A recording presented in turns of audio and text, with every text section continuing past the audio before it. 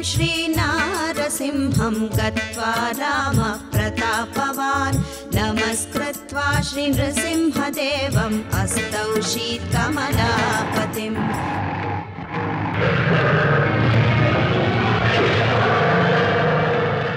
ಇವತ್ತು ನಾವು ನಿಮಗೆ ದರ್ಶನ ಮಾಡಿಸುವ ನರಸಿಂಹನ ಹೆಸರು ಕ್ರೋಧ ನರಸಿಂಹ ಅಂತೀವಿ.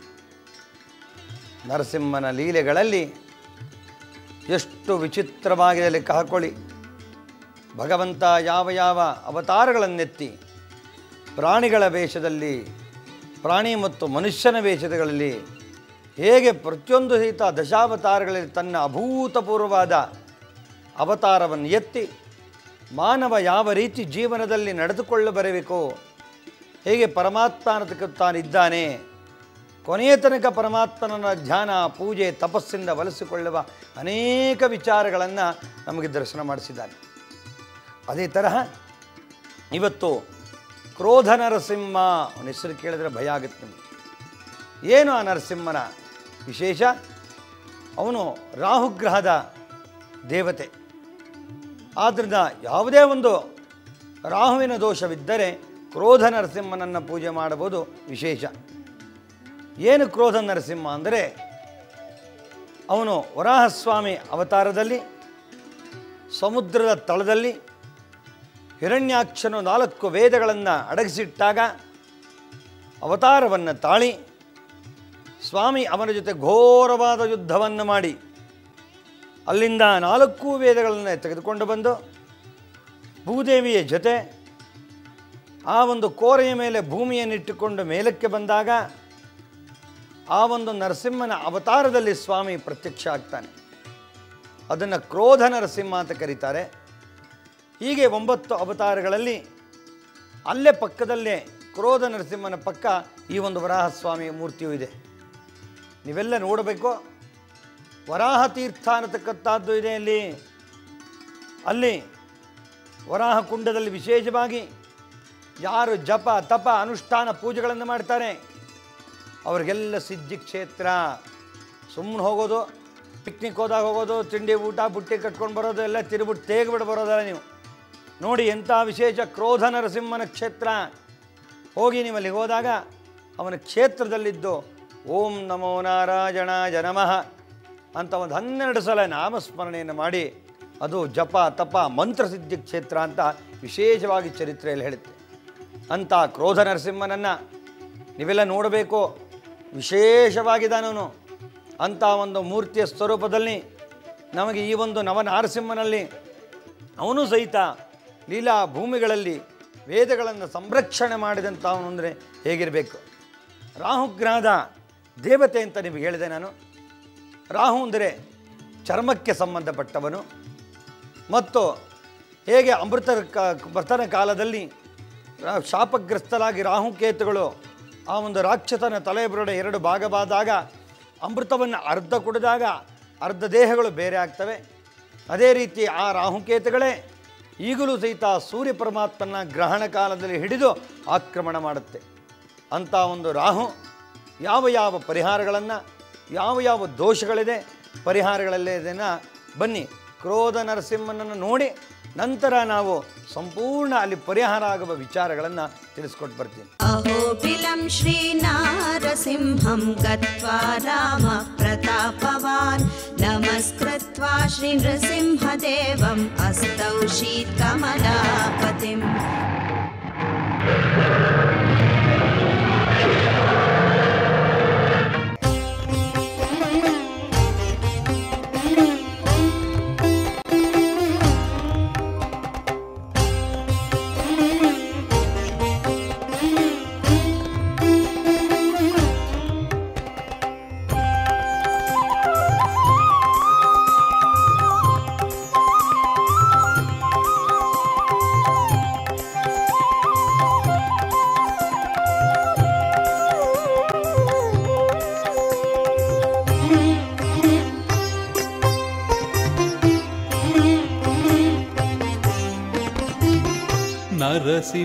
ನರಸಿಂಹಾವತಾರ ಕಥೆ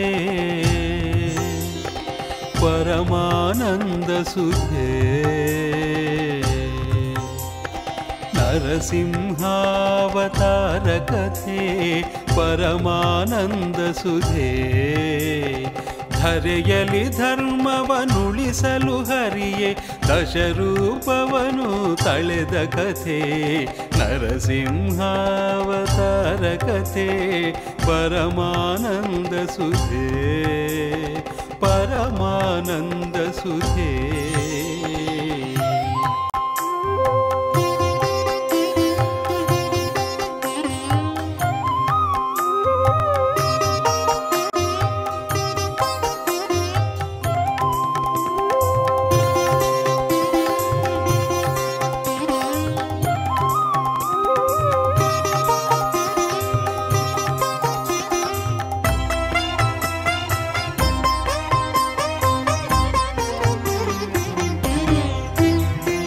ಶಾಪವಶದಲ್ಲಿ ಜಯ ವಿಜಯರು ಈ ಜಗದಿ ಅಸುರರಾಗಿ ಜನಿಸಿರಲು ಹಿಂಸಾತ್ಮಕನು ಹಿರಣ್ಯಾಕ್ಷನ ವರಾಹ ಮೂರ್ತಿ ವಧಿಸಿರಲು ಶಾಪವಶದಲ್ಲಿ ಜಯ ವಿಜಯರು ಈ ಜಗದಿ ಅಸುರರಾಗಿ ಜನಿಸಿರಲು ಹಿಂಸಾತ್ಮಕನು ಹಿರಣ್ಯಾಕ್ಷನ ವರಾಹ ಮೂರ್ತಿ ವಧಿಸಿರಲು. ಇದು ಅಹೋಬಲ ನರಸಿಂಹಸ್ವಾಮಿ ದೇವಸ್ಥಾನಗಳಲ್ಲಿ 9 ನರಸಿಂಹಗಳಲ್ಲಿ ಕ್ರೋಧ ನರಸಿಂಹ ಅಂತೇಳಿ ವಿಶೇಷವಾದಂಥ ನರಸಿಂಹಸ್ವಾಮಿ ದೇವಸ್ಥಾನ. ಇದನ್ನು ವರಾಹ ನರಸಿಂಹ ಅಂತಲೂ ಕರೀತಾರೆ. ಯಾಕೆ ಅಂದರೆ ಸೋಮಲಾಸುರ ಅಂತಕ್ಕಂಥ ರಾಕ್ಷಸ 4 ವೇದಗಳನ್ನು ಕದ್ಕೊಂಡು ಸಮುದ್ರದ ತಳಭಾಗದಲ್ಲಿ ವಾಸ ಮಾಡುವಾಗ ವರಾಹಸ್ವಾಮಿ ಸ್ವರೂಪದಲ್ಲಿ ಮಹಾವಿಷ್ಣು ಸಮುದ್ರದಲ್ಲಿ ಅವನ ಜೊತೆ ಘೋರ ಯುದ್ಧವನ್ನು ಮಾಡಿ 4 ವೇದಗಳನ್ನು ತೆಗೆದುಕೊಂಡು ಸಪ್ತ ಋಷಿಗಳಿಗೆ ಕೊಟ್ಟಂಥ ವಿಶೇಷವಾದಂಥ ಮೂರ್ತಿ ಸ್ವರೂಪವಾದ ವರಾಹ ನರಸಿಂಹ ಅಂತ ಕರೀತಾರೆ. ಇವನಿಗೆ ನವಗ್ರಹಗಳಲ್ಲಿ ರಾಹು ತತ್ವವಾದಂಥ ದೇವಸ್ಥಾನ. ನಿಮಗೇನಾದರೂ ಚರ್ಮ ದೋಷಗಳು, ಶತ್ರುಗಳ ಬಾಧೆಗಳು, ಯಾವುದೇ ಒಂದು ಆ ರೀತಿ ರಾಹುಗೆ ಸಂಬಂಧಪಟ್ಟಂಥ ದೋಷವೇನಾದರಿದ್ದರೆ ಈ ಒಂದು ನರಸಿಂಹ ದರ್ಶನವನ್ನು ಅಹೋಬಲ ಕ್ಷೇತ್ರಕ್ಕೆ ಬಂದು ನೀವೆಲ್ಲ ದರ್ಶನವನ್ನು ಮಾಡಿ ಸಂಪೂರ್ಣ ಸ್ವಾಮಿಯ ಕೃಪಾ ಕಟಾಕ್ಷಕ್ಕೆ ಪಾತ್ರರಾಗಿ ಅಂಥೇಳಿ ಈ ಒಂದು ವಾಹಿನಿ ಮುಖಾಂತರವಾಗಿ ವಿಶೇಷವಾದಂಥ ಕ್ರೋಧ ನರಸಿಂಹನನ್ನು ದರ್ಶನ ಮಾಡಿಸಿದ್ದೇವೆ. ನರಸಿಂಹಾವತಾರ ಕಥೆ ಪರಮಾನಂದ ಸುಧೆ ಪರಮಾನಂದ ಸುಧೆ. ನೋಡಿದ್ರಲ್ಲ ಕ್ರೋಧ ನರಸಿಂಹ ಹೇಗಿದೆ. ನಾವು ಅಲ್ಲಿ ವಿಶೇಷ ನಿಮಗೋಸ್ಕರ ಪೂಜೆಗಳನ್ನು ಮಾಡಿಸಿ, ಅಷ್ಟೋತ್ತರ ಪೂಜೆಗಳನ್ನು ಮಾಡಿ, ಸಹಸ್ರನಾಮಗಳನ್ನು ಮಾಡಿಸಿ ನಿಮಗೋಸ್ಕರ ನಾವು ಒಳ್ಳೆಯದಾಗಲಿ, ನಮ್ಮ ಸಂಪೂರ್ಣ ಸುವರ್ಣ ವಾಹಿನಿಯ ವೀಕ್ಷಕ ಜನಜಗಳಿಗೆ ಆ ಒಂದು ರಾಹುವಿನ ಚರ್ಮದೋಷ, ಏನಾದರೂ ಒಂದು ಹಗೆತನ, ದ್ವೇಷ, ಅಸೂಯೆ ಏನಾದರೂ ನಿಮಗೆಲ್ಲರೂ ಇದ್ದರೆ ದೋಷ ನಿವಾರಣೆ ಆಗಲಿ ಅಂತೇಳಿ ಇಷ್ಟೆಲ್ಲ ಕಷ್ಟಪಟ್ಟು ತೋರಿಸ್ತಾ ಇದ್ದೀವಿ. ಅದಕ್ಕೆ ನಿಮ್ಗೆ ಹೇಳಿದೆ, ಅಲ್ಲಿ ಹೋಗ್ಲಿಕ್ಕೆ ನಿಮ್ಗೆ ಕೆಲವ್ರಿಗೆ ಆಗದೇ ಇರೋರು ಅಲ್ಲೇ ಟಿ ವಿ ಮುಂದೆ ಒಂದು ದೀಪವನ್ನು ಹಚ್ಚಿ, ಅಥವಾ ನಿಮ್ಮ ದೇವರ ಮನೆ ಮುಂದೆ ಒಂದು ದೀಪವನ್ನು ಹಚ್ಚಿ ಕ್ರೋಧ ಸಮ್ಮನೆಗೆ, ಅಲ್ಲೇ ಒಂದು ಕ್ರೋಧ ನರಸಿಂಹನಿಗೆ ಒಂದು ನಮಸ್ಕಾರವನ್ನು ಹಾಕ್ಬೋದು. ಆದ್ದರಿಂದ ಸಂಪೂರ್ಣವಾಗಿ ಆ ಒಂದು ನರಸಿಂಹನಲ್ಲಿ 4ನೇ ಅವತಾರವಾದಂಥ ಕ್ರೋಧ ನರಸಿಂಹ ಎಷ್ಟು ವಿಶೇಷವಾಗಿದ್ದಾನೆ. ಇದುವರೆಗೂ ನೀವೆಲ್ಲ ನೋಡಿದ್ರಿ ಕ್ರೋಧ ನರಸಿಂಹನನ್ನು. ಮುಂದೆ ಏನು ಆ ಕ್ಷೇತ್ರದ ವಿಶೇಷ ವಿಚಾರ ಅದನ್ನೆಲ್ಲ ತಿಳಿಸ್ಕೊಡ್ತೀನಿ. ಒಂದು ಚಿಕ್ಕ ವಿರಾಮವನ್ನು ತೆಗೆದುಕೊಳ್ಳೋಣ. ಅಹೋಬಿಲಂ ಶ್ರೀ ನಾರಸಿಂಹಂ ಗತ್ವಾ ರಾಮ ಪ್ರತಾಪವಾನ್ ನಮಸ್ಕೃತ್ವಾ ಶ್ರೀ ನೃಸಿಂಹದೇವಂ ಅಸ್ತೌ ಶೀತ್ಕಮಲಾಪತಿಂ.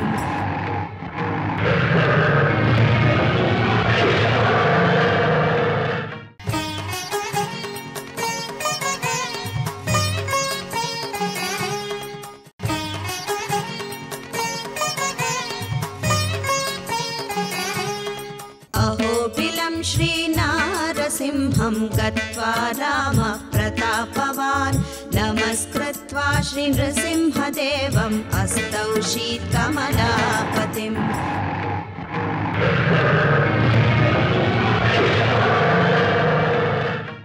ನರಸಿಂಹ ಕ್ಷೇತ್ರದಲ್ಲಿ ಆ ಒಂದು ಅಹೋಬಲಕ್ಕೆ ವಿಶೇಷವಾದಂಥ ಪವಿತ್ರ ಕ್ಷೇತ್ರ ಅದು.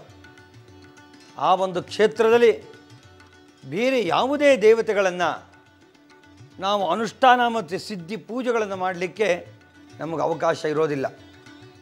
ಗೊತ್ತಲ್ಲ ನಿಮಗೆ, ಬಾರ್ಡರ್ ಸೆಕ್ಯೂರಿಟಿ ಇದ್ದಾಗೆ ಅವನ ಕ್ಷೇತ್ರ, ಆ ಒಂದು ನರಸಿಂಹಸ್ವಾಮಿ ಅವತಾರ ಮಾಡಿ ಪ್ರದೇಶವೆಲ್ಲ ಅವನಿಗೆ ಅಧೀನವಾಗಿ ಅವನ ಹೆಸರನ್ನು ಹೇಳಿ ಪೂಜೆಯನ್ನು ಮಾಡಬೇಕು.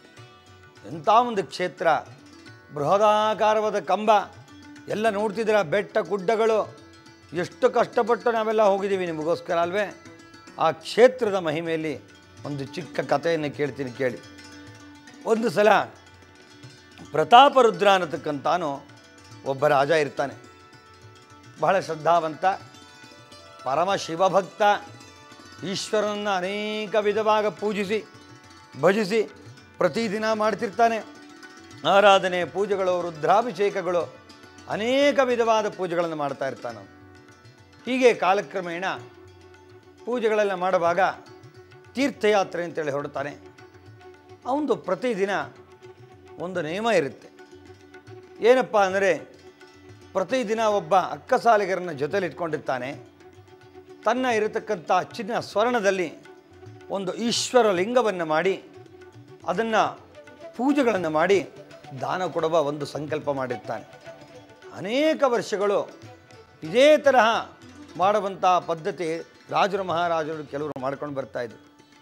ಅದೇ ರೀತಿ ಈ ಒಂದು ಪ್ರತಾಪ ಸಿಂಹ ಇರತಕ್ಕಂಥವನು, ಪ್ರತಾಪರುದ್ರದೇವ ಅನ್ನೋನು ಆ ಒಂದು ಮಾರ್ಗ ಮಧ್ಯದಲ್ಲಿ ಹೀಗೆ ಬರಬೇಕಾದ್ರೆ ಎಲ್ಲ ಕ್ಷೇತ್ರ ತೀರ್ಥಯಾತ್ರೆ ಮಾಡ್ತಾ ಇದ್ದಾನೆ. ತಿರುಪತಿ ಕ್ಷೇತ್ರಕ್ಕೆ ಬಂದಾಯಿತು. ನಂತರ ಈ ಒಂದು ಪರಮ ಪವಿತ್ರವಾದ ಅಹೋಬಲ ಕ್ಷೇತ್ರಕ್ಕೆ ತನ್ನ ಸೈನ್ಯರೊಡನೆ ಬರ್ತಾನೆ. ಬಂದಿದ್ದಾನೆ, ರಾತ್ರಿ ಆಗೋಗಿದೆ. ಅಲ್ಲೇ ಎಲ್ಲರೂ ಬಿಡಾರ ಹೂಡಿದ್ದಾರೆ. ಸ್ವಾಮಿಯನ್ನು ವಿಶೇಷವಾಗಿ ಪೂಜೆ ಮಾಡುವ ಸಂದರ್ಭ. ಅವನಿಗೆ ಇದು ನರಸಿಂಹ ಕ್ಷೇತ್ರ ಅಂಥೇಳಿ ಗೊತ್ತಿರೋದಿಲ್ಲ. ಬೆಟ್ಟ ಗುಡ್ಡಗಳ ಮೇಲೆ ನರಸಿಂಹ ಇದ್ದಾನೆ. ಇವರು ತಂಗುದಾಣ ಕೆಳಗಿರುವಾಗ ಅಲ್ಲಿ ವಿಶೇಷವಾಗಿ ತನ್ನ ನೈಮಿತ್ತಿಕ ಕರ್ಮದಂತೆ ರಾತ್ರಿ ಎದ್ದ ಮೇಲೆ ಬೆಳಗಾಗೆದ್ದ, ನದಿಯಲ್ಲಿ ಅಲ್ಲಿರತಕ್ಕಂಥದ್ದೆಲ್ಲ ಸ್ನಾನವನ್ನು ಮಾಡಿದ ಕೊಳಗಳಲ್ಲಿ. ನಂತರ ಅಕ್ಕಸಾಲಿಗರನ್ನು ಕರೆಸಿ ಮಾಮೂಲಿನಂತೆ ಚಿನ್ನವನ್ನು ಕರಗಿಸಿ ಎರಕದಲ್ಲಿ ಹುಯ್ದು ಶಿವಲಿಂಗವನ್ನು ಮಾಡಲಿಕ್ಕೆ ಹೋಗ್ತಾನೆ.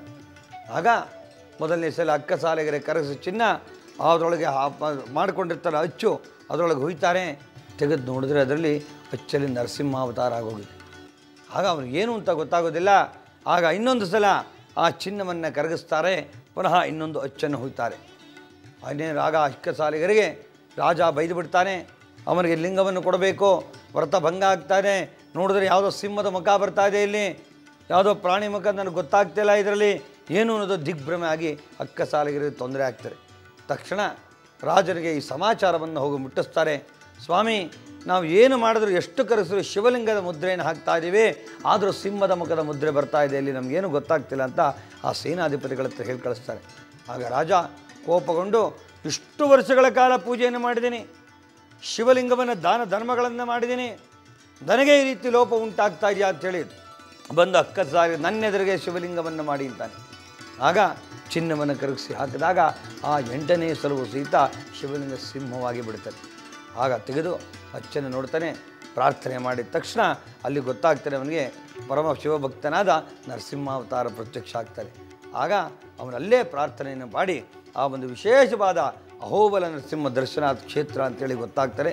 ಆಗ ಆ ಕ್ಷೇತ್ರದಲ್ಲಿ ಅವತ್ತಿನಿಂದ ವಿಷ್ಣು ಭಕ್ತನು ಬರೀ ಶಿವಭಕ್ತ ಆಗಿದ್ದ ವಿಷ್ಣು ಭಕ್ತನೂ ಅವತ್ತಿಂದ ಆಗಿ ದಾನ ಧರ್ಮಗಳನ್ನು ಮಾಡ್ಕೊಂಡು ಬರ್ತಾನೆ. ಆಗ ನರಸಿಂಹ ಅವನಿಗೆ ಬಂದು ಹೇಳಿದ ಮೇಲೆ ಇದನ್ನು ಪರಮ ಪವಿತ್ರ ಕ್ಷೇತ್ರ ಆದಾಗ 9 ನರಸಿಂಹಗಳನ್ನು ಪ್ರದಕ್ಷಿಣೆ ಮಾಡ್ತಾನೆ. ಆ ರಾಜ ಆಗಿನ ಕಾಲದಲ್ಲಿ ಅವನ ಕೈಲಂಥ ಜೀರ್ಣೋದ್ಧಾರಗಳನ್ನು ಮಾಡಿ ಸಂಪೂರ್ಣವಾಗಿ ನರಸಿಂಹಸ್ವಾಮಿಯ ಅವರ ಪ್ರಸಾರಕ್ಕೆ ಗುರಿಯಾದ ಅಂತ ಹೇಳಿ ಎಲ್ಲ ಬರುತ್ತೆ. ಅದಕ್ಕೆ ಗ್ರಹಗಳಲ್ಲಿ ಇದರ ಸಂಬಂಧ ರಾಹುಗ್ರಹ ಅಂತ ಕರಿತೀವಿ. ರಾಹು ಅಂದರೆ ಚರ್ಮಕ್ಕೆ ಅಧಿಪತಿ, ಸರ್ಪ, ದ್ವೇಷ, ಅಸೂಯೆಗಳು ಇವೆಲ್ಲ ನಿಮಗೆಲ್ಲ ಹೇಳಿದೆ ನಾನು. ಇಂತಿಂಥದ್ರಲ್ಲೇ ಆ ರಾಹುಗ್ರಹಕ್ಕೆ ನಮಗೆ ಅಧಿಪತಿಯಾದಂಥ ನರಸಿಂಹ ಅಂತ. ನೀವೆಲ್ಲ ಚರ್ಮದ ದೋಷವಿದ್ದರೆ ಅಥವಾ ಇನ್ಯಾದರೂ ನನ್ನ ಮೇಲೆ ಅಸೂಯೆ ದ್ವೇಷಗಳನ್ನು ಯಾರಾದರೂ ಮಾಡ್ತಿದ್ದರೆ ಅವರಿಗೆಲ್ಲ ನೀವು ನನಗೆ ಈ ಥರ ತೊಂದರೆ ಕೊಡ್ತಾ ಇದ್ದಾರೆ ಅಂತಿದ್ದರೆ ರಾಹುಗ್ರಹದ ದೋಷ ನಿವಾರಣೆಗೆ ನೀವೆಲ್ಲ ಅಲ್ಲಿಗೂ ಹೋಗ್ಬೋದು. ಯಾಕೆಂದರೆ ಯಾರ್ಯಾವ ಪ್ರದೇಶದಲ್ಲಿ ಯಾರಿಗೆ ಹತ್ತತ್ರ ಯಾವ್ಯಾವ ಕ್ಷೇತ್ರ ಇರುತ್ತೋ ಅದನ್ನೇ ನಾವು ಹೇಳ್ತೀವಿ. ನಿಮ್ಗೆ ಯಾವುದೋ ಇರತಕ್ಕಂಥ ಯಾವುದೋ ರಾಜ್ಯದಲ್ಲಿ ಯಾವುದೋ ಊರಲ್ಲಿದೆ, ನೀವು ಅಲ್ಲಿಗೆ ಹೋಗಿ ಅಂದರೆ ಸ್ವಲ್ಪ ಕಷ್ಟ ಆಗ್ತಾರೆ, ಹಣಕಾಸಿನ ತೊಂದರೆ ಆಗ್ತಾರೆ, ನಿಮಗೆಲ್ಲ ಓಡಾಡಲಿಕ್ಕೆ ತೊಂದರೆ ಆಗುತ್ತೆ. ಆದರೆ ಆಸುಪಾಸಿನ ಭಕ್ತಾದಿಗಳೆಲ್ಲರೂ ಸಹಿತ ನರಸಿಂಹದೇವ್ರ ಭಕ್ತರು ಮಾತ್ರ ಕಂಪಲ್ಸರಿಯಲ್ಲಿ ಹೋಗಲೇಬೇಕು. ನಿಮ್ಗೆ ಯಾವುದು ಶಾರ್ಟ್ ಕಟ್ ಇಲ್ಲ ನಿಮಗೆ. ಆದರೆ ಈ ಒಂದು ರಾಹುವಿನ ದೇವತೆಯಾದಂಥ ಕಾರ್ಕಾಟಕ, ಕಳಿಂಗ, ನಾಗ, ಸರ್ಪ ಇವರದ್ದು 8 ನಾಗಗಳನ್ನು ಆ ಸ್ವಾಮಿಯ ಅಂಶದಲ್ಲಿದ್ದಾರೆ. ಇವೆಲ್ಲ ಅವನಿಗೆ ಅಭಿಷೇಕವನ್ನು, ವಸ್ತ್ರಗಳನ್ನು, ದಾನಗಳನ್ನು ಎಲ್ಲವನ್ನು ಮಾಡಿ ರಾಹುಗ್ರಹದ ಏನೇ ದೋಷ ಇದ್ದರೂ ಸಹಿತ ಎಲ್ಲವೂ ಸಹಿತ ಆ ನರಸಿಂಹನಿಂದ ಮಾತ್ರ ಪರಿಹಾರ ಆಗಲಿಕ್ಕೆ ಸಾಧ್ಯ. ಹೀಗೆ ನರಸಿಂಹನ ಚರಿತ್ರೆಯನ್ನು ತಿಳ್ಕೊಂಡ್ರೆ ಅಲ್ಲಿ ಶಿವ ಮತ್ತು ವಿಷ್ಣು ಅನ್ನತಕ್ಕಂಥ ಭಕ್ತರನ್ನ ಭೇದ ಭಾವ ಮಾಡೋದಿಲ್ಲ. ಯಾಕೆಂದರೆ ಶಿವಾಯ ವಿಷ್ಣುರೂಪಾಯ ಶಿವರೂಪಾಯ ವಿಷ್ಣವೇ ಅಂತ ಹೇಳ್ತಾರೆ. ಆದ್ದರಿಂದ ಏನಾಗ್ತದೆ ಅಂದರೆ ಕೆಲವರಿಗೆಲ್ಲ ಅಯ್ಯೋ ನಾನು ಈಶ್ವರನ ಪೂಜೆ ಮಾಡಬಾರ್ದು, ನಾನು ವಿಷ್ಣುನ ಪೂಜೆ ಮಾಡಬಾರ್ದು ಅಂತ ನಿಮಗೆಲ್ಲ ಮನಸ್ಸಲ್ಲಿ ಜಿಜ್ಞಾಸೆ ಉಂಟಾಗುವುದು. ಇದೇ ರೀತಿ ಒಬ್ಬ ಭಕ್ತ, ಪರಮಶಿವ ಭಕ್ತ, ಅವನೇನಾದರೂ ಮಾಡಿ ಈಶ್ವರನ ಪೂಜೆ ಮಾಡಲೇಬೇಕು ಅಂತ ಹೋಗ್ತಾನೆ. ಕಾಡಿನಲ್ಲಿ ಯಾತ್ರೆ ಮಾಡ್ತಾ ಇದ್ದಾನೆ. ಒಂದು ದೊಡ್ಡ ದೇವಸ್ಥಾನ ಕಾಣುತ್ತೆ. ಆ ದೇವಸ್ಥಾನದಲ್ಲಿ ಹೋಗಿ ನಮಸ್ಕಾರ ಮಾಡಿ ನಿಂತ್ಕೋತಾನೆ. ಈಶ್ವರನ ಅಭಿಷೇಕ ಪೂಜೆಗಳನ್ನು ಮಾಡಬೇಕಲ್ಲ. ಅವನು ನೋಡ್ತಾನೆ, ಅರ್ಧ ವಿಷ್ಣು ಅರ್ಧ ಹರಿ. ಓ, ಎಡವಟ್ಟಾಗೋಯ್ತಲ್ಲಪ್ಪ, ನಾನು ಪೂಜೆ ಮಾಡೋಕ್ಕೆ ತೊಂದರೆ ಆಗೋಗಿದೆ. ಅರ್ಧ ವಿಷ್ಣು ಇದ್ದಾನೆ, ನನಗೆ ವಿಷ್ಣು ಸಂಬಂಧ ಇಲ್ಲ, ನಾನು ಬರೀ ಶಿವನಿಗೆ ಮಾತ್ರ ಪೂಜೆ ಮಾಡಬೇಕು ಅಂಥೇಳಿ ಎಲ್ಲ ಪೂಜಾ ಸಾಮಗ್ರಿಗಳು ಜೋಡಿಸ್ಕೊಂಡು ಹೊಳೆಯಲ್ಲಿ ಸ್ನಾನ ಮಾಡಿ ಬಂದು ಕೂತ್ಕೋತಾನೆ. ಬಂದು ಕೂತ್ಕೊಂಡಾಗ ಒಂದು ಕಣ್ಣಲ್ಲಿ ಕಣ್ಣು ಮುಚ್ಕೊಂಡು ಈ ಕಡೆ ಈ ವಿಷ್ಣು ಕಣ್ಣು ಬಿಡ್ತಾನೆ, ಒಂದೇ ಕಣ್ಣಲ್ಲಿ ನೋಡ್ತಾ ಇರ್ತಾನೆ.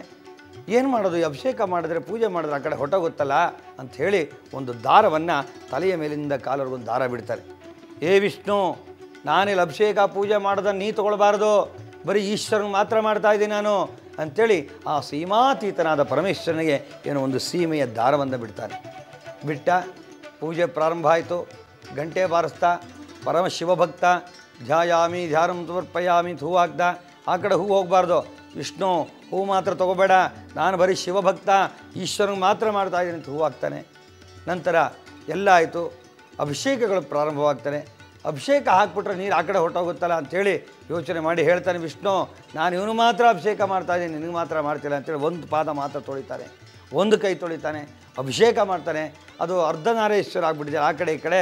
ಆದ್ದರಿಂದ ಒಂದು ಕಡೆ ಚೆನ್ನಾಗ ಮಾತ್ರ ಪೂಜೆ ಮಾಡಿಕೊಂಡು ಬರ್ತಾನೆ. ಅಭಿಷೇಕ ಆಯಿತು, ಪೂಜೆ ಆಯಿತು, ವಿಭೂತಿ ಇಟ್ಟ, ವಸ್ತ್ರ ಬಟ್ಟೆ ಮಾತ್ರ ಅರ್ಧಕ್ಕೆ ಕಟ್ಟಿದ. ನಾನು ಬರೀ ಶಿವಭಕ್ತ ವಿಷ್ಣು ಭಕ್ತ ಅಲ್ಲ ಅಂಥೇಳಿ ಎಲ್ಲ ಪೂಜೆಗಳನ್ನು ಮಾಡ್ತಾ ಇದ್ದಾನೆ. ಎಲ್ಲ ಆಗೋಯ್ತು. ಅವನಿಗೆ ಧೂಪ ದೀಪ ನೈವೇದ್ಯಕ್ಕೆ ಬಂದ್ಬಿಡ್ತು. ಗಣದ ಕಡ್ಡಿ ಎಲ್ಲಿ ಹಚ್ಚಿದ್ರು ಮುಂಡೆ ಒಂದು ಹೊಗೆ ವಿಷ್ಣುಗೆ ಹೋಗುತ್ತೆ. ಏನು ಮಾಡೋದು, ಈ ಹೊಗೆ ಆ ಕಡೆ ಹೋಗುತ್ತಲ್ಲ ಅಂಥೇಳಿ ಪಕ್ಕದಲ್ಲಿದ್ದಂಥ ಸ್ವಲ್ಪ ಹತ್ತಿಯನ್ನು ತೊಗೊಂಡ, ಅಗಲ ಮಾಡಿ ವಿಷ್ಣುವಿನ ಮೂಗಿಟ್ಟ.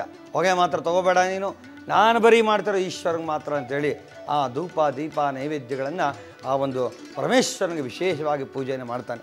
ಎಲ್ಲ ಆಗೋಯ್ತು. ಮಂಗಳಾರತಿ ಮಾಡಿದ, ಆರತಿ ಮಾಡಿ ನಮಸ್ಕಾರ ಮಾಡಿ ಕೈ ಮುಚ್ಕೋತಾನೆ, ಪರಮೇಶ್ವರ ಅಂತ ಪ್ರಾರ್ಥನೆ ಮಾಡ್ತಾನೆ.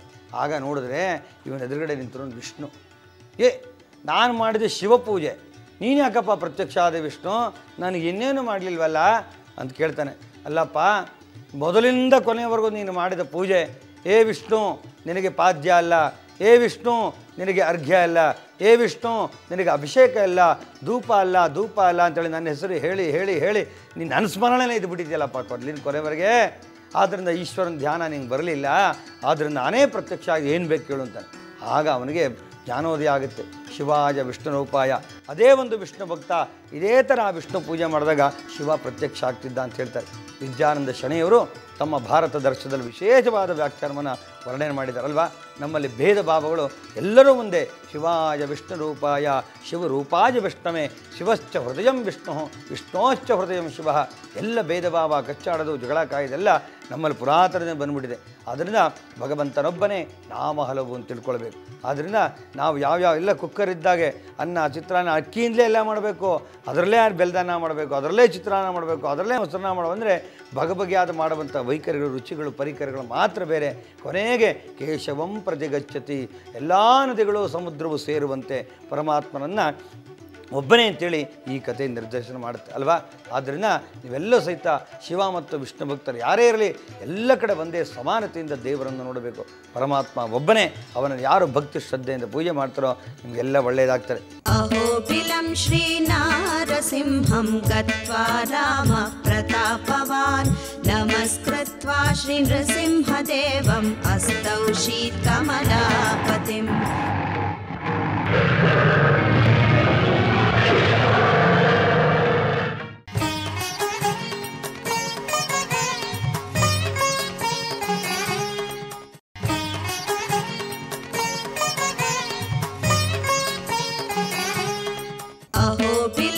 श्रीनारसिंहं गत्वा रामः प्रतापवान् नमस्कृत्वा श्रीनृसिंहदेवम् अस्तौषीत् कमलापतिम्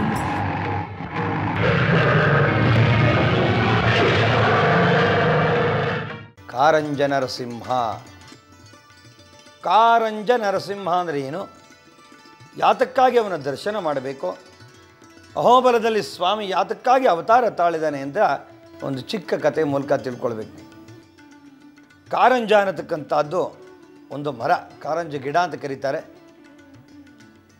ಆ ಒಂದು ಗಿಡದ ಕೆಳಗೆ ಹನುಮಂತ ತಪಸ್ಸು ಮಾಡ್ತಾ ಕೂತಿದ್ದಾನೆ. ಭಾಳ ಕಠೋರವಾದ ತಪಸ್ಸು, ಬಹಳ ವರ್ಷಗಳು ಕೂತ್ಕೊಂಡಿದ್ದಾನೆ. ಆಗ ಸ್ವಲ್ಪ ಸಮಯದ ನಂತರ, ಇದು ನರಸಿಂಹ ಕ್ಷೇತ್ರ ಅಲ್ವಾ, ಆಂಜನೇಯನಿಗೆ ಗೊತ್ತಿಲ್ಲ ಅದು. ಆಗ ದೊಡ್ಡದಾಗಿ ನರಸಿಂಹದೇವರು ಪ್ರತ್ಯಕ್ಷ ಆಗ್ತಾನೆ. ಹಾಗೆ ಅಲ್ಲಿ ಯಾವ ದೇವರು ಹೇಳಿದ್ದೆ ನಿಮಗೆ ಹಿಂದಿನ ದಿನ ಕತೆ, ಯಾವ ದೇವರ ಉಪಾಸನೆಯನ್ನು ಮಾಡಿದರೂ ನರಸಿಂಹಸ್ವಾಮಿ ರೂಪದಲ್ಲೇ ಬರುವುದು ಅಂತ ಹೇಳಿದೆ ನಿಮಗೆ. ಆದ್ದರಿಂದ ಇವನು ರಾಮ ರಾಮ ರಾಮ ರಾಮ ರಾಮ ಅಂತಿದ್ರೆ ನರಸಿಂಹ ಬಂದು ಎದುರುಗಡೆ ಪ್ರತ್ಯಕ್ಷ ಆಗ್ತಾನೆ ಮರದ ಕೆಳಗೆ. ಆಗ ಇವನು ಅವನನ್ನು ದೇವತೆ ಅಂತ ಒಪ್ಕೊಳ್ಳೋದಿಲ್ಲ. ಆಂಜನೇಯ ಯಾರು ರಾಮ ನನಗೆ ಪ್ರತ್ಯಕ್ಷ ಆಗಪ್ಪ ಅಂತ ಕೇಳ್ತಾನೆ. ನರಸಿಂಹನ ದೇವಸ್ವರೂಪ ಅಂತ ತಿಳ್ಕೊಂಡಿರಲಿಲ್ಲ. ಆಗ ನರಸಿಂಹಸ್ವಾಮಿ ಅವನಿಗೆ ರಾಮನ ರೂಪದಲ್ಲಿ ಬಿಲ್ಲು ಬಾಣವನ್ನು ಹಿಡಿದಂಥ ಒಂದು ದೃಶ್ಯ ಒಂದು ಈ ಮರದ ಕೆಳಗೆ ಧನುರ್ಧಾರಿಯಾದ ರಾಮನನ್ನು ತೋರಿಸ್ತಾನೆ ವಿಷ್ಣು ಅವತಾರದಲ್ಲಿ. ಎಂಥ ವಿಶೇಷವಾದಂಥ ಕ್ಷೇತ್ರ ಅಂತ ಕಾರಂಜ ನರಸಿಂಹ ಚಂದ್ರಗ್ರಹಕ್ಕೆ ಅಧಿದೇವತೆ. ಚಂದ್ರಗ್ರಹದಿಂದ ಆಗತಕ್ಕಂಥ ದೋಷಗಳಿಗೆಲ್ಲ ಈ ಕಾರಂಜ ನರಸಿಂಹ ಪರಿಹಾರವನ್ನು ಕೊಡ್ತಾನೆ. अहोबिलं श्रीनारसिंहं गत्वा रामः प्रतापवान् नमस्कृत्वा श्रीनृसिंहदेवम् अस्तौषीत् कमलापतिम्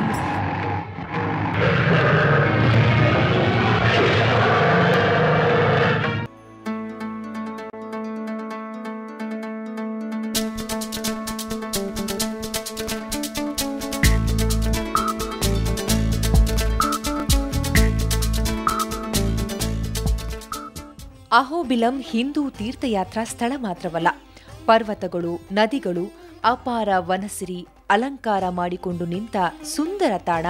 ಈ ಕ್ಷೇತ್ರ ಸಮುದ್ರ ಮಟ್ಟದಿಂದ ಸುಮಾರು 2200 ಅಡಿಗಳಷ್ಟು ಎತ್ತರದಲ್ಲಿದ್ದು ಭವನಾಶಿನಿ ಪ್ರಮುಖವಾಗಿ ಹರಿಯುವ ನದಿ.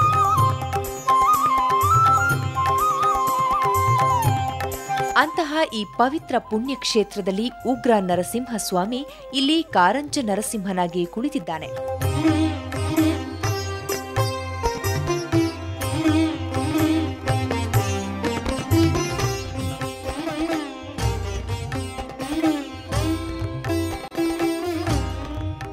ತ್ರೇತಾಯುಗದಲ್ಲಿ ಶ್ರೀ ರಾಮಭಕ್ತ ಹನುಮಂತ ಶ್ರೀರಾಮನನ್ನು ಕುರಿತು ತಪಸ್ಸು ಮಾಡುತ್ತಿರಲು ನರಸಿಂಹಸ್ವಾಮಿ ಪ್ರತ್ಯಕ್ಷನಾಗುತ್ತಾನೆ.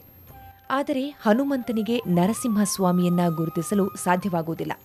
ಆಗ ಸ್ವಾಮಿಯು ತನ್ನ ಕೈಯಲ್ಲಿ ಧನಸ್ಸನ್ನ ಹಿಡಿದು ದರ್ಶನ ಕೊಟ್ಟು, ನಾನೇ ರಾಮ, ನಾನೇ ನರಸಿಂಹ, ನಾನೇ ನಿನ್ನ ಆರಾಧ್ಯ ದೈವ ಎಂದು ತಿಳಿಸಲು ಹನುಮಂತ ಪ್ರಸನ್ನನಾಗುತ್ತಾನೆ. ಅದೇ ಈ ಸ್ಥಳ.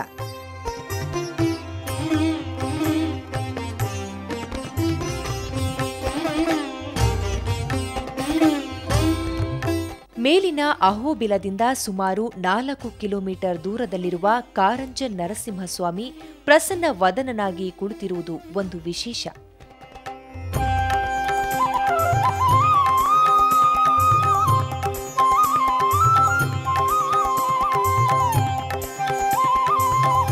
ಇಲ್ಲಿ ನರಸಿಂಹಸ್ವಾಮಿ ಧನಸ್ಸನ್ನ ಹಿಡಿದು ಕುಳಿತಿರುವ ಸ್ವಯಂಭೂಮೂರ್ತಿ ವಿರಾಜಮಾನವಾಗಿದೆ.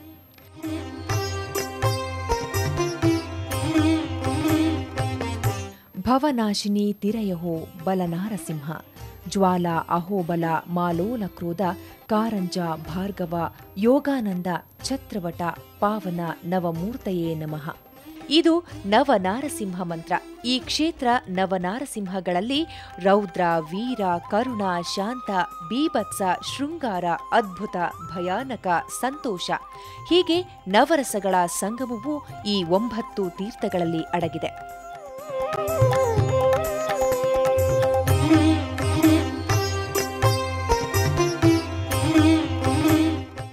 ಅಹೋಬಿಲ ಕ್ಷೇತ್ರದಲ್ಲಿ ನವನರಸಿಂಹರಲ್ಲಿ ಚಂದ್ರನು ಎರಡನೇಯವನು.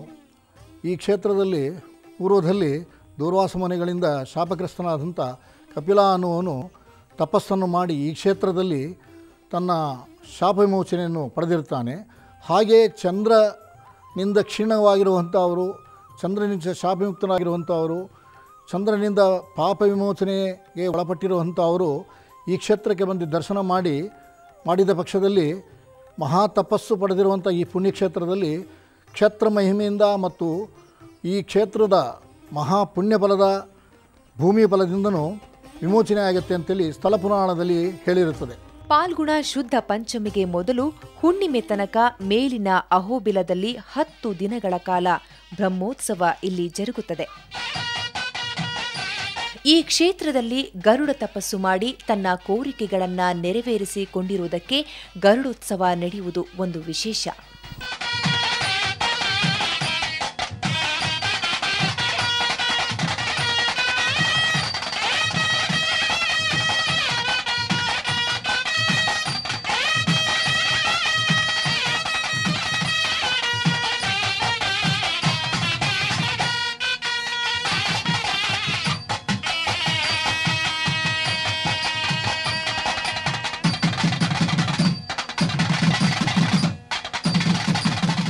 ಹತ್ತು ದಿನಗಳ ಬ್ರಹ್ಮೋತ್ಸವದಲ್ಲಿ ರಾತ್ರಿ ವಿಶೇಷ ದೀಪಾಲಂಕಾರ, ಜೊತೆಗೆ ವಿವಿಧ ವಾಹನಗಳಲ್ಲಿ ಮೂರ್ತಿಗಳನ್ನು ಇಟ್ಟು ಮೆರವಣಿಗೆ ಹೊರಡುವುದು ಕೂಡ ವಿಶೇಷ. ಇದೇ ಸ್ಥಳದಲ್ಲಿ ಮಹರ್ಷಿಯೊಬ್ಬರು ಮಂತ್ರರಾಜ ಪದಸ್ತೋತ್ರವನ್ನ ಹಾಡಿ ಧ್ಯಾನವನ್ನು ಹೊಂದಿದರು ಎಂಬ ಪ್ರತೀತಿಯೂ ಇದೆ. ಆದ್ದರಿಂದ ಈ ಸ್ವಾಮಿಯನ್ನು ಆರಾಧಿಸುವವರಿಗೆ ಜ್ಞಾನ ಜ್ಯೋತಿ ಲಭಿಸಿ ಮುಂದಿನ ಜೀವನಕ್ಕೆ ಬೆಳಕು ಕಾಣುತ್ತದೆ. ನರಸಿಂಹಾವತಾರ ಕಥೆ ಪರಮಾನಂದ ಸುಧೇ ಪರಮಾನಂದ ಸುಧೇ. ಹೇಗೆ ಕಾರಂಜ ಮರ ಅಂದರೆ ಅಷ್ಟು ವಿಶೇಷವಾದಂಥ ತಪಸ್ಸಿನ ಕ್ಷೇತ್ರ.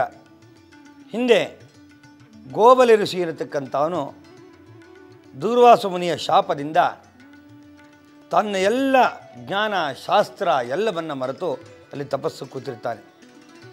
ಆಗ ಅವನು ಜ್ಞಾನೋದಯ ಆಗಬೇಕಲ್ಲ, ಅದಕ್ಕೋಸ್ಕರ ಹಲವಾರು ವರ್ಷಗಳ ಕೆಳಗೆ ತಪಸ್ಸನ್ನು ಮಾಡಿ ಜ್ಞಾನ ಹೋದಾಗ ಮಂತ್ರರಾಜ ನರಸಿಂಹಾನುಷ್ಠುಪ ಅನ್ನತಕ್ಕಂಥ ಒಂದು ಮಂತ್ರದಿಂದ ಅಲ್ಲಿ ಜಪ ಮಾಡ್ತಾನಂತೆ. ಆಗ ಕಾರಂಜ ನರಸಿಂಹ ಪ್ರತ್ಯಕ್ಷವಾಗಿ ಅವನಿಗೆ ಜ್ಞಾನ ಉದಯಗಳನ್ನು ಮಾಡ್ತಾನೆ. ಅಂಥ ಒಂದು ಪರಮ ಪವಿತ್ರವಾದ ನರಸಿಂಹ ಕ್ಷೇತ್ರ. ಕಾರಂಜ ನರಸಿಂಹನ ಚಂದ್ರಗ್ರಹದಿಂದ ಆಗತಕ್ಕಂಥ ದೋಷಗಳು ಅಂತ ಹೇಳಿದೆ ನಮಗೆ. ಅಂದರೆ ತಾಯಿಯ ವಿರೋಧಗಳು, ಮಾತಾರಿಷ್ಟ ದೋಷಗಳು, ಮತ್ತು ಮನೆಯಲ್ಲಿ ಏನಾದರೂ ಒಂದು ನಮ್ಮ ಮಗ ಮನೆಗೆ ಬಂದರೆ ಆಗಲ್ಲ ಸ್ವಾಮಿ ಬೀದಿಲೇ ಓಡಾಡ್ತಿರ್ತಾನೆ ಅಂತ ಹೇಳ್ತೀರ, ಆ ದೋಷ ಪರಿಹಾರಗಳಿಗೆ, ಮತ್ತು ಕೋಲ್ಡ್ ಎಫೆಕ್ಟ್ ಆಗೋದು, ಏನೋ ಗಂಟಲು ಮೂಗು ಇವೆಲ್ಲ ಶ್ವಾಸಕೋಶಗಳ ತೊಂದರೆಗಳು, ಇವಕ್ಕೆಲ್ಲ ಕಾರಂಜ ನರಸಿಂಹನೊಬ್ಬನೇ ದೇವ. ಆದ್ದರಿಂದ ಚಂದ್ರಗ್ರಹ ಸ್ವರೂಪಿಯಲ್ಲಿ ಕಾರಂಜನ ಹತ್ರ ನೀವು ಹೋದಾಗ ನನಗೆ ಇರತಕ್ಕಂಥ ಇಷ್ಟೂ ದೋಷವನ್ನು ನಿವಾರಣೆ ಮಾಡಿಕೊಡು ಅಂತ ನೀವೆಲ್ಲ ಕೇಳಬೇಕು. ಆದ್ದರಿಂದ ಹೆಂಗಸರಿಗೆ ಗರ್ಭದೋಷವನ್ನು ನಿವಾರಣೆ ಮಾಡುವಂಥ ನರಸಿಂಹನೂ ಅವನೇ ಆಗಿರ್ತಾನೆ. ಆದ್ದರಿಂದ ನೀವೆಲ್ಲ ಹೋಗಿ ಕಾರಂಜ ನರಸಿಂಹನ ದರ್ಶನ ಮಾಡಿ ಅವನಿಗೆ ಅಲ್ಲಿ ಹೋಗಿ ವಿಶೇಷವಾದ ಅಭಿಷೇಕ ಪೂಜೆ ವಿಧಿ ವಿಧಾನದಿಂದ ನರಸಿಂಹ ಕ್ಷೇತ್ರದಲ್ಲಿ ಒಂದು ದಿವಸ ಇರಬೇಕು. ನೀವು 1-2 ದಿವಸ ಇದ್ದು ಸಂಪೂರ್ಣವಾಗಿ ನರಸಿಂಹ ಕ್ಷೇತ್ರವನ್ನು ಮಾಡ್ಕೊಂಡು ನೀವು ಹೋಗೋವಾಲೇ ಅರ್ಜೆಂಟು ಬರೋದು ಯಾವಾಗ ಅಂತೇಳಿ ಆಗಲೇ ಹೋಗೋ ಬರೋ ಚಿಂತನೆ ಮಾಡ್ತಿರ್ತೀರ. ಅದರಿಂದ ಒಂದು ಕ್ಷೇತ್ರದ ಸಂಪೂರ್ಣವಾಗಿ ಇದರ ಫಲ ಸ್ವೀಕಾರ ಆಗಬೇಕಾದ್ರೆ ಅಲ್ಲೇ ಇದ್ದು ಸಂಪೂರ್ಣವಾಗಿ ಕ್ಷೇತ್ರದ ವಿಚಾರಗಳನ್ನೆಲ್ಲ ತಿಳ್ಕೊಳ್ಬೇಕು ನೀವು. ಅವಾಗ ಮಾತ್ರ ನಿಮಗೆ ತೀರ್ಥಯಾತ್ರೆ ಇರ್ತಕ್ಕಂಥ ಸಾರ್ಥಕದಾಗ್ತಾರೆ. ಆದ್ದರಿಂದ ಹೀಗೆ ಕಾರಂಜ ನರಸಿಂಹನ ವಿಶೇಷವಾಗಿ ನೀವೆಲ್ಲ ಮಾಡ್ಕೊಂಡು ಬನ್ನಿ. ಅವನಿಂದ ನಿಮಗೆ ಒಳ್ಳೆಯದಾಗಲಿ ಅಂಥೇಳಿ ಒಂದು ಚಿಕ್ಕ ವಿರಾಮ ತಗೊಂಡ ನಂತರ ಮುಂದುವರಿಸ್ತೀವಿ. ಅಹೋಬಿಲಂ ಶ್ರೀ ನಾರಸಿಂಹಂ ಗತ್ವಾ ರಾಮ ಪ್ರತಾಪವಾನ್ ನಮಸ್ಕೃತ್ವಾ ಶ್ರೀ ನೃಸಿಂಹದೇವಂ ಅಸ್ತೌ ಶೀತ್ಕಮಲಾಪತಿಂ.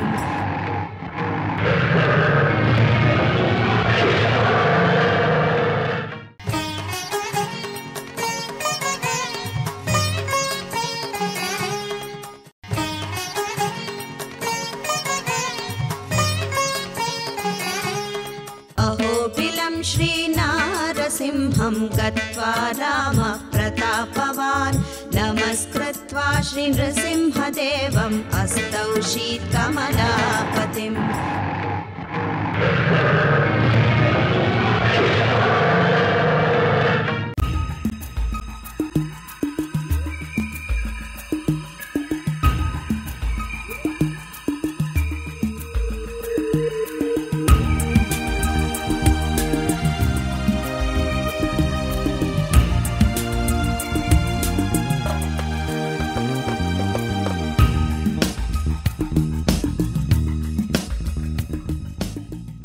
ಕೆಳಗಿನ ಅಹೋಬಿಲ ದೇವಾಲಯದಿಂದ ವೇದಾದ್ರಿ ಗರುಡಾದ್ರಿ ಎಂಬ ಈ ಪರ್ವತ ಸಾಲುಗಳಲ್ಲಿ ನಲ್ಲಮಲ್ಲ ಪರ್ವತವೆಂದೇ ಗುರುತಿಸಿಕೊಂಡಿರುವ ಈ ಬೆಟ್ಟದ ಮೇಲ್ಭಾಗದ ಅಹೋಬಿಲಕ್ಕೆ 7 ಕಿಲೋಮೀಟರ್ಗಳ ರಸ್ತೆ.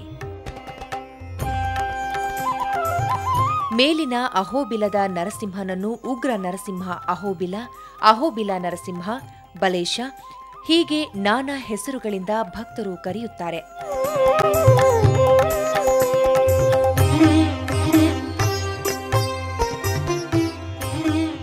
ಈ ಸ್ವಾಮಿ ಹಿರಣ್ಯಕಶ್ಯಪನನ್ನು ಸಂಹರಿಸುವ ರೀತಿಯಲ್ಲಿ ಸ್ವಯಂಭೂ ಮೂರ್ತಿಯಾಗಿ ನೆಲೆಸಿದ್ದಾನೆ.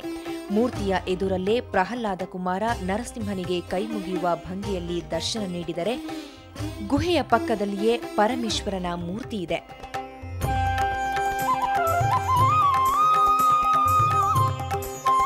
ಹಿರಣ್ಯಕಶ್ಯಪವಿನ ಸಂಹಾರದ ನಂತರ ನರಸಿಂಹಸ್ವಾಮಿ ರೌದ್ರಾವತಿಯಲ್ಲಿಯೇ ಇದ್ದಾಗ ಸಾಕ್ಷಾತ್ ಪರಮೇಶ್ವರ ಇಲ್ಲಿಗೆ ಬಂದು ಸ್ವಾಮಿಯನ್ನು ಶಾಂತಗೊಳಿಸಲು ಮಂತ್ರರಾಜಪದ ಸ್ತೋತ್ರ ಹಾಡಿದ್ದಾನೆ. ಹಾಗೆ ಹಾಡುತ್ತಾ ಇಲ್ಲಿ ದರ್ಶನ ನೀಡಿದ್ದಾನೆಂಬುದು ಸ್ಥಳ ಮಹಾತ್ಮೆಯಿಂದ ತಿಳಿಯುತ್ತದೆ. ಇಲ್ಲಿ ಶ್ರೀರಾಮ, ಸೀತಾ ಮತ್ತು ಲಕ್ಷ್ಮಣ ಸಮೇತ ಬಂದು ಪಂಚಾಮೃತ ಸ್ತೋತ್ರವನ್ನ ಜಪಿಸಿ ಹಾಡಿ ಸ್ವಾಮಿಯನ್ನು ಹೊಗಳಿದ್ದಾರೆ. ಹಾಗೆ ಭಕ್ತರಿಗೆ, ಋಷಿಮುನಿಗಳಿಗೆ ದರ್ಶನ ಕೂಡ ಕೊಟ್ಟಿದ್ದಾರೆ. ಆದಿ ಶಂಕರಾಚಾರ್ಯರು ಸ್ವಾಮಿಯನ್ನು ದರ್ಶನ ಮಾಡಿ ಸ್ವಾಮಿಯ ಹಿಂಭಾಗದಲ್ಲಿ ಸುದರ್ಶನ ಚಕ್ರವನ್ನು ಕೂಡ ಸ್ಥಾಪಿಸಿದ್ದಾರೆ.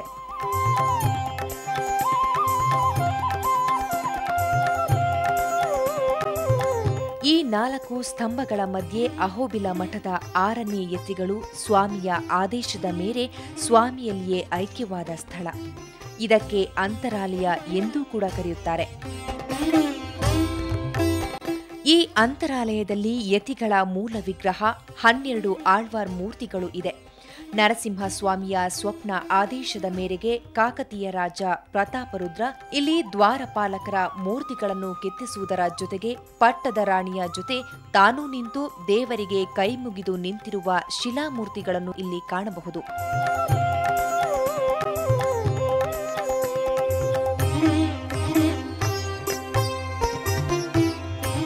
ಈ ದೇವಾಲಯ ಮತ್ತು ಗೋಪುರಗಳಲ್ಲಿ ಆದಿಲಕ್ಷ್ಮಿ, ಚೆಂಚುಲಕ್ಷ್ಮಿಯಾಗಿ ಅವತರಿಸಿರುವ ಜೀವನ ಶೈಲಿಯ ಶಿಲಾಮೂರ್ತಿಗಳಿದ್ದು, ಈ ದೇವಾಲಯ ಮತ್ತು ಗೋಪುರ ನಿರ್ಮಾಣಕ್ಕೆ ಸುಮಾರು 13 ಸಂವತ್ಸರಗಳ ಸಮಯ ತೆಗೆದುಕೊಂಡಿದೆಯೆಂಬುದು ಇಲ್ಲಿ ದೊರೆತಿರುವ ಶಾಸನ ತಿಳಿಸುತ್ತದೆ.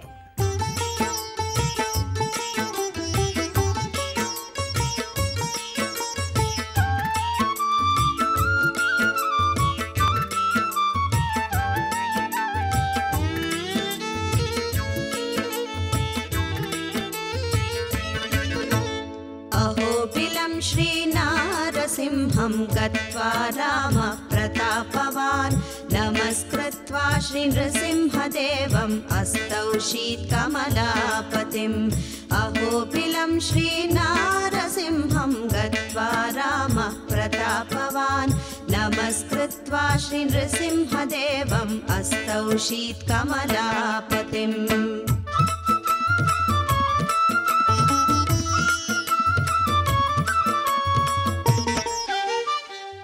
ದೇವಾಲಯದ ಪೂರ್ವ ಭಾಗದಲ್ಲಿ ಭವನಾಶಿ ನದಿ ಹರಿಯುತ್ತಿದ್ದು, ಈ ನದಿ ಜ್ವಾಲಾ ನರಸಿಂಹನ ಸ್ಥಳದಿಂದ ಇಲ್ಲಿಗೆ ಹರಿದು ಬರುತ್ತದೆ.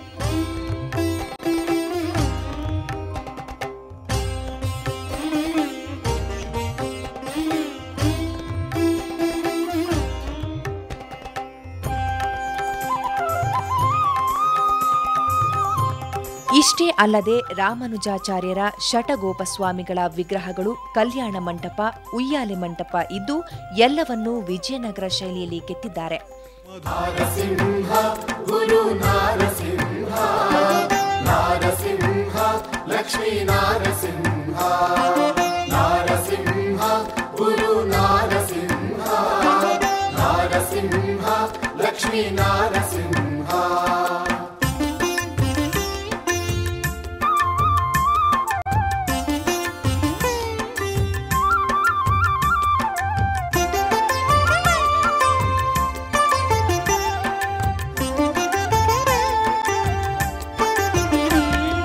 ಕೇಳಲೆನಿತು ಪುಣ್ಯವೋ ನಿನ್ನ ಚರಿತೆಯು, ಪಾಡಲೆನಿತು ಮಧುರವೋ ನಿನ್ನ ನಾಮವೋ.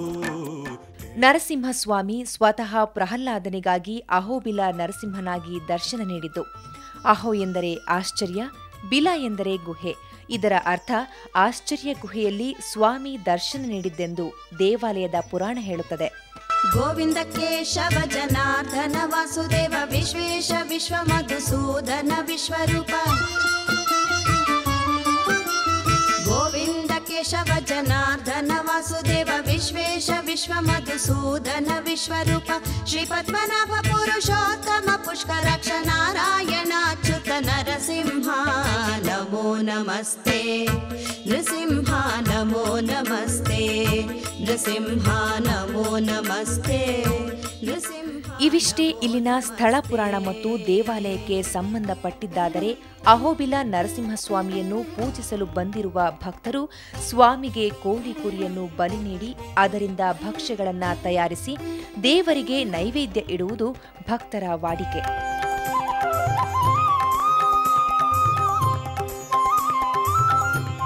ಭೂಲೋಕದ ಉದ್ಧಾರಕ್ಕೆಂದೇ ಅವತರಿಸಿದ ಅಹೋಬಿಲ ನರಸಿಂಹಸ್ವಾಮಿಯನ್ನು ಕೃತಯುಗದಿಂದ ಇಲ್ಲಿನ ತನಕ ದೇವಾನುದೇವತೆಗಳು, ಋಷಿಮುನಿಗಳು, ರಾಜ ಮಹಾರಾಜರು ದರ್ಶನ ಮಾಡಿ ಪ್ರತಿಯೊಬ್ಬರೂ ಭವನಾಶಿಯ ತೀರ್ಥ ಸೇವಿಸಿ ಪುಣ್ಯ ಪಡೆದಿದ್ದಾರೆ. ನಾರಸಿಂಹ ಗುರು ನಾರಸಿಂಹ, ನಾರಸಿಂಹ ಲಕ್ಷ್ಮೀ ನಾರಸಿಂಹ, ನಾರಸಿಂಹ ಗುರು ನಾರಸಿಂಹ, ನಾರಸಿಂಹ ಲಕ್ಷ್ಮೀ ನಾರಸಿಂಹ.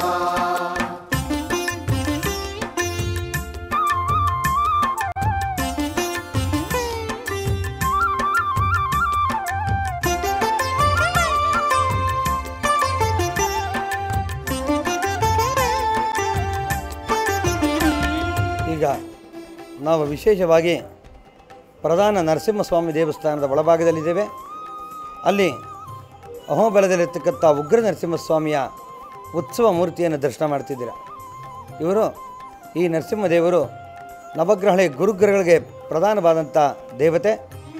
ಗುರು ಅಂದ ತಕ್ಷಣ ಅಂಧಕಾರವನ್ನು ಹೋಗಲಾಡಿಸುವವನು ಗುರು ಅಂತಲೂ ಕರಿತೀವಿ. ಜ್ಯೋತಿಷ್ಶಾಸ್ತ್ರದಲ್ಲಿ ಸಂತಾನಕ್ಕೆ ಪ್ರಧಾನವಾದಂಥ ಶಬ್ದದಲ್ಲಿ ಗುರುಗ್ರಹದಿಂದ ನೋಡ್ತೀವಿ. ಮಕ್ಕಳು, ಮೊಮ್ಮಕ್ಕಳು, ಮನೆ ಮಕ್ಕಳು, ಸಂತಾನಗಳ ಅಭಿವೃದ್ಧಿಗೋಸ್ಕರ ಜಾತಕದಲ್ಲಿ ಗುರು ಅನ್ನತಕ್ಕಂಥ ಅವನು ಚೆನ್ನಾಗಿರಬೇಕು. ನಿಮಗೆ ಜನ್ಮಾಂತರದಲ್ಲಿ ಏನಾದರೂ ಇಂತಹ ದೋಷ ನಿವಾರಣೆಗೋಸ್ಕರ ಈ ಒಂದು ಅಹೋಬಲದ ನರಸಿಂಹಸ್ವಾಮಿಯ, ನವನರಸಿಂಹ ಸ್ವಾಮಿಯ ವಿಶೇಷವಾದಂಥ ಈ ಒಂದು ನರಸಿಂಹಸ್ವಾಮಿಯನ್ನು, ಉಗ್ರ ನರಸಿಂಹಸ್ವಾಮಿಯನ್ನು ನೀವೆಲ್ಲ ದರ್ಶನ ಮಾಡಬಹುದು. ಗುರು ನಾರಸಿಂಹ, ನಾರಸಿಂಹ ಲಕ್ಷ್ಮೀ ನಾರಸಿಂಹ, ನಾರಸಿಂಹ ಗುರು ನಾರಸಿಂಹ, ನಾರಸಿಂಹ ಲಕ್ಷ್ಮೀ ನಾರಸಿಂಹ.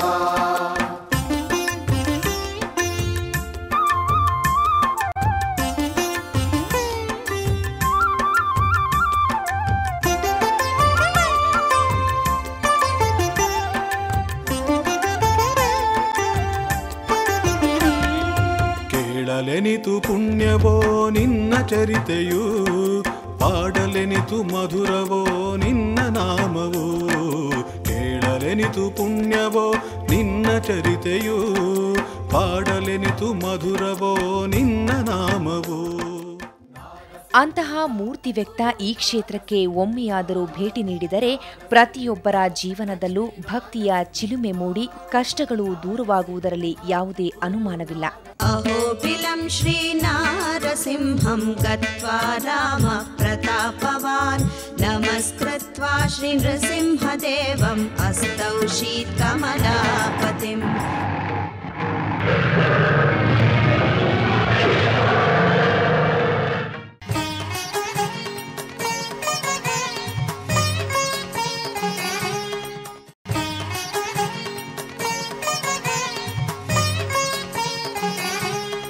ಅಹೋಬಿಲಂ ಶ್ರೀ ನಾರಸಿಂಹಂ ಗತ್ವಾ ರಾಮ ಪ್ರತಾಪವಾನ್ ನಮಸ್ಕೃತ್ವಾ ಶ್ರೀ ನೃಸಿಂಹದೇವಂ ಅಸ್ತೌ ಶೀತ್ಕಮಲಾಪತಿಂ.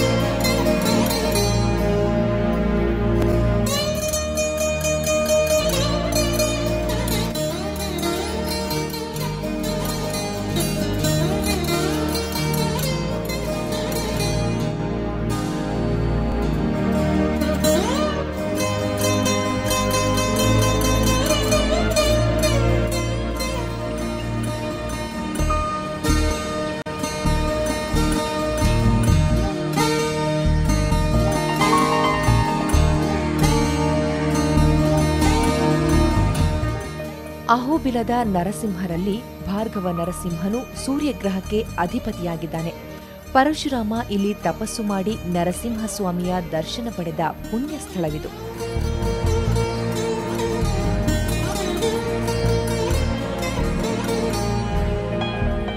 ತನ್ನ ತಂದೆ ಜಮದಗ್ನಿಯನ್ನು ಕೊಂದ ಕಾತಿ ವೀರ್ಯಾರ್ಜುನನ ಸಮೇತ ಇಡೀ ಕ್ಷತ್ರಿಯ ಕುಲವನ್ನೇ ನಾಶ ಮಾಡಿದ ಭಾರ್ಗವ ಪರಶುರಾಮ ಹತ್ಯಾದೋಷ ಕಳೆಯಲು ಇಲ್ಲಿ ನರಸಿಂಹನನ್ನು ಕುರಿತು ತಪಸ್ಸು ಮಾಡಿದನಂತೆ.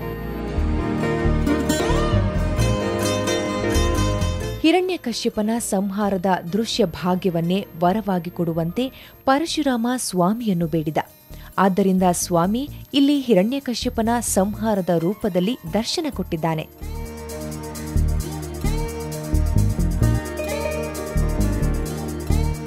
ಪರಶುರಾಮ ಘೋರ ತಪಸ್ಸಿನಿಂದ ಉಗ್ರ ನರಸಿಂಹಸ್ವಾಮಿ ಭಾರ್ಗವನಿಗೆ ದರ್ಶನ ನೀಡಿದ್ದರಿಂದ ಈ ಸ್ವಾಮಿಗೆ ಭಾರ್ಗವ ನರಸಿಂಹನೆಂದೇ ಹೆಸರು.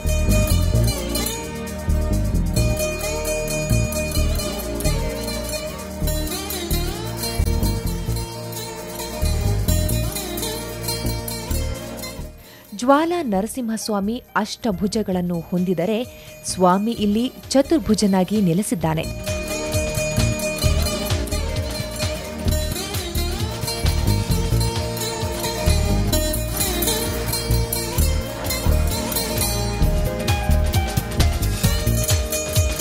ಇಲ್ಲಿ ಭಾರ್ಗವ ಪುಷ್ಕರಣಿ ಎಂಬ ತೀರ್ಥಕುಂಡವೂ ಇದೆ.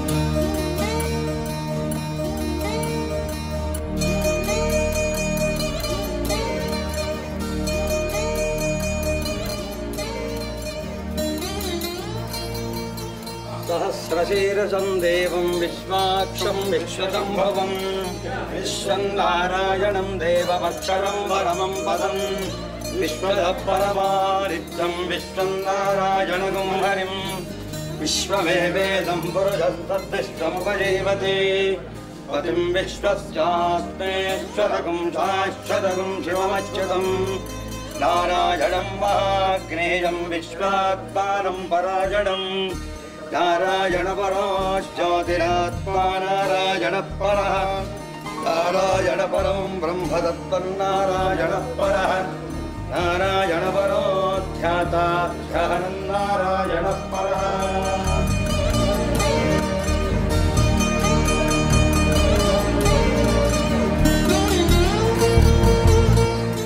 ಇಲ್ಲಿ ಬಂದ ಭಕ್ತರ ಸೂರ್ಯಗ್ರಹ ದೋಷವನ್ನು ಭಾರ್ಗವ ನರಸಿಂಹಸ್ವಾಮಿ ಪರಿಹರಿಸುತ್ತಾನೆ.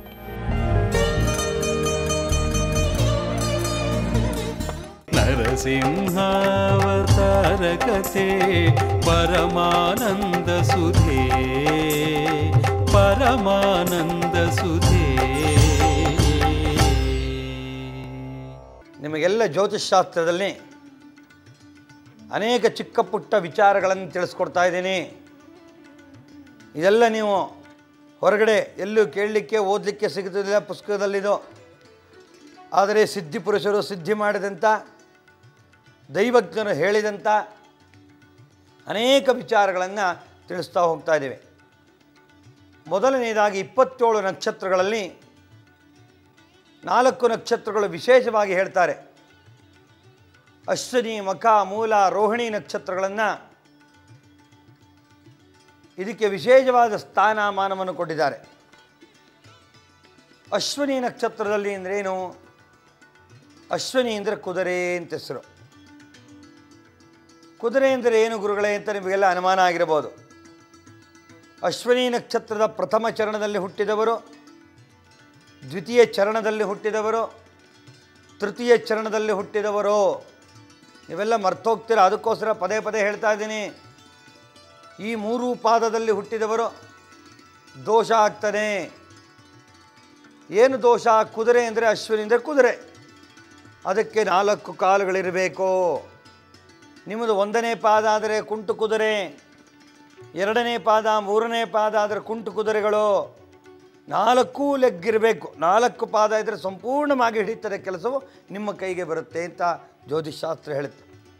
ಆದ್ದರಿಂದ ಅಶ್ವಿನಿ ನಕ್ಷತ್ರ ಯಾರೇ ಆಗಿರಲಿ, ನೀವೆಲ್ಲರೂ ಸಹಿತ 1 kg ತಾಮ್ರದ ತಗಡಿನಲ್ಲಿ ಕುದುರೆ ಚಿತ್ರವನ್ನು ಬರೆದು, ಕುದುರೆ ಈ ಥರ ಇರಬೇಕು, 4 ಕಾಲು ಊರಿರಬೇಕು, ಎತ್ಕೊಂಡಿರಬಾರ್ದು, ಹಿಂಗೆ 4 ಕಾಲು ಕೆಳಗೆ ಊರಿರುವಂಥ ಚಿತ್ರವನ್ನು ಬರೆದು 27 ದಿನಗಳ ಕಾಲ ಅಶ್ವಿನಿ ನಕ್ಷತ್ರದಿಂದ ಅಶ್ವಿನಿ ನಕ್ಷತ್ರದವರೆಗೆ ಪೂಜೆಯನ್ನು ಮಾಡಿ, ಮಮ ಜನನ ಕಾಲೇ, ನಾನು ಹುಟ್ಟಿದ ಕಾಲದಲ್ಲಿ ಪ್ರಥಮ ಪಾದ ಜನನ ದೋಷ ಪರಿಹಾರಾರ್ಥಂ, ಯಾರು ಭಟ್ರು ಬೇಡ, ನೀವು ಮನೇಲೇ ಮಾಡ್ಬೋದು. ನಾನು ಹುಟ್ಟುವಾಗ 1 ಕಾಲಿನ ಕುದುರೆ ಆಗಿರುವುದರಿಂದ 4 ಕಾದಗಳು ಬರುವಂತೆ ನನಗೆ ಈ ಕುದುರೆಯನ್ನು ದಾನ ಮಾಡುತ್ತಿದ್ದೇನೆ ಅಂಥೇಳಿ ಪೂಜೆ ಮಾಡಿ, ಆ 1 ತಿಂಗಳಾದ ಮೇಲೆ ಆ ತಾಮ್ರದ ಕುದುರೆಯನ್ನು ದಾನ ಮಾಡಬೇಕು. ಇಲ್ಲೇ ಹೋದರೆ ಏನಾಗುತ್ತೆ ಅಂತ ಕೇಳಿದ್ರೆ, ನೋಡಿ ಅಶ್ವಿನಿ ನಕ್ಷತ್ರದ ಇಷ್ಟೂ ಜನ ಪ್ರಥಮ ದ್ವಿತೀಯ ತೃತೀಯ ಚರಣದಲ್ಲಿ ಹುಟ್ಟಿದವರು ಓದುವಾಗ ಎಜುಕೇಷನ್ ಒಂದು SLC ಒಳಗೆ ಆಗಲಿ 2 ಸಲ ಡುಮ್ಕಿ ಹೊಡೆದಿರ್ತಾರೆ. ಯಾಕೆಂದರೆ ಇನ್ಸ್ಟಾಲ್ಮೆಂಟ್, ಕುದುರೆ ಲೆಗ್ಗಿಲ್ವಲ್ಲ ಕಂಪ್ಲೀಟಾಗಿ. ಆದ್ದರಿಂದ ಜೀವನವೇ ಕುಂಟುವಿಕೆ ಆಗಿರುವುದರಿಂದ ಯಾರಿಗಾದರೂ ದುಡ್ಡು ಕೊಡಿ, ಒಂದು 10,000 ಕೊಡಿ, 2,500 ಕೊಡೋದು ನಿಮಗೆ. 1 ಲಕ್ಷ ಕೊಡಿ, 25 ಸಾವಿರ ಕೊಡ್ತಾರೆ. ಈ ರೀತಿ ನಿಮ್ಮ ಜೀವನವು ಕುಂಟುವಿಕೆಯಿಂದ ಜೀವನವನ್ನು ಸಾಗಿಸುವುದರಿಂದ ನಾನು ಹುಟ್ಟಿದಾಗ ಈ ರೀತಿ ಪಾದದೋಷ ನಿವಾರಣೆಗೋಸ್ಕರ 1 kg ತಾಮ್ರದ ತಗಡಿನಲ್ಲಿ ಕುದುರೆ ಚಿತ್ರವನ್ನು ಬರೆದು 27 ದಿನ ಪೂಜೆಯನ್ನು ಮಾಡಿ ದಾನ ಕೊಡಬೇಕು. ಇದು ನೋಡಿ, ಮೊದಲು ನೀವು ದಯವಿಟ್ಟು ಅಶ್ವಿನಿ ನಕ್ಷತ್ರದವರೆಲ್ಲ ಮಾಡಿ. 4 ಪಾದ ಇದ್ದರೆ ಮಾಡೋಕ್ಕೆ ಹೋಗಬೇಡಿ, ನಿಮಗೆ ಇನ್ನೂ ಎಕ್ಸ್ಟ್ರಾ 4 ಕಾಲ ಆಗ್ಬಿಡುತ್ತೆ ಆಮೇಲೆ. ಅದಕ್ಕೋಸ್ಕರ ನೀವು ಹೇಳಿದಷ್ಟು ಇಷ್ಟು ಮಾಡಿದ್ರೆ ನಿಮಗೆ ಸಂಪೂರ್ಣ ಒಳ್ಳೆಯದಾಗುತ್ತೆ.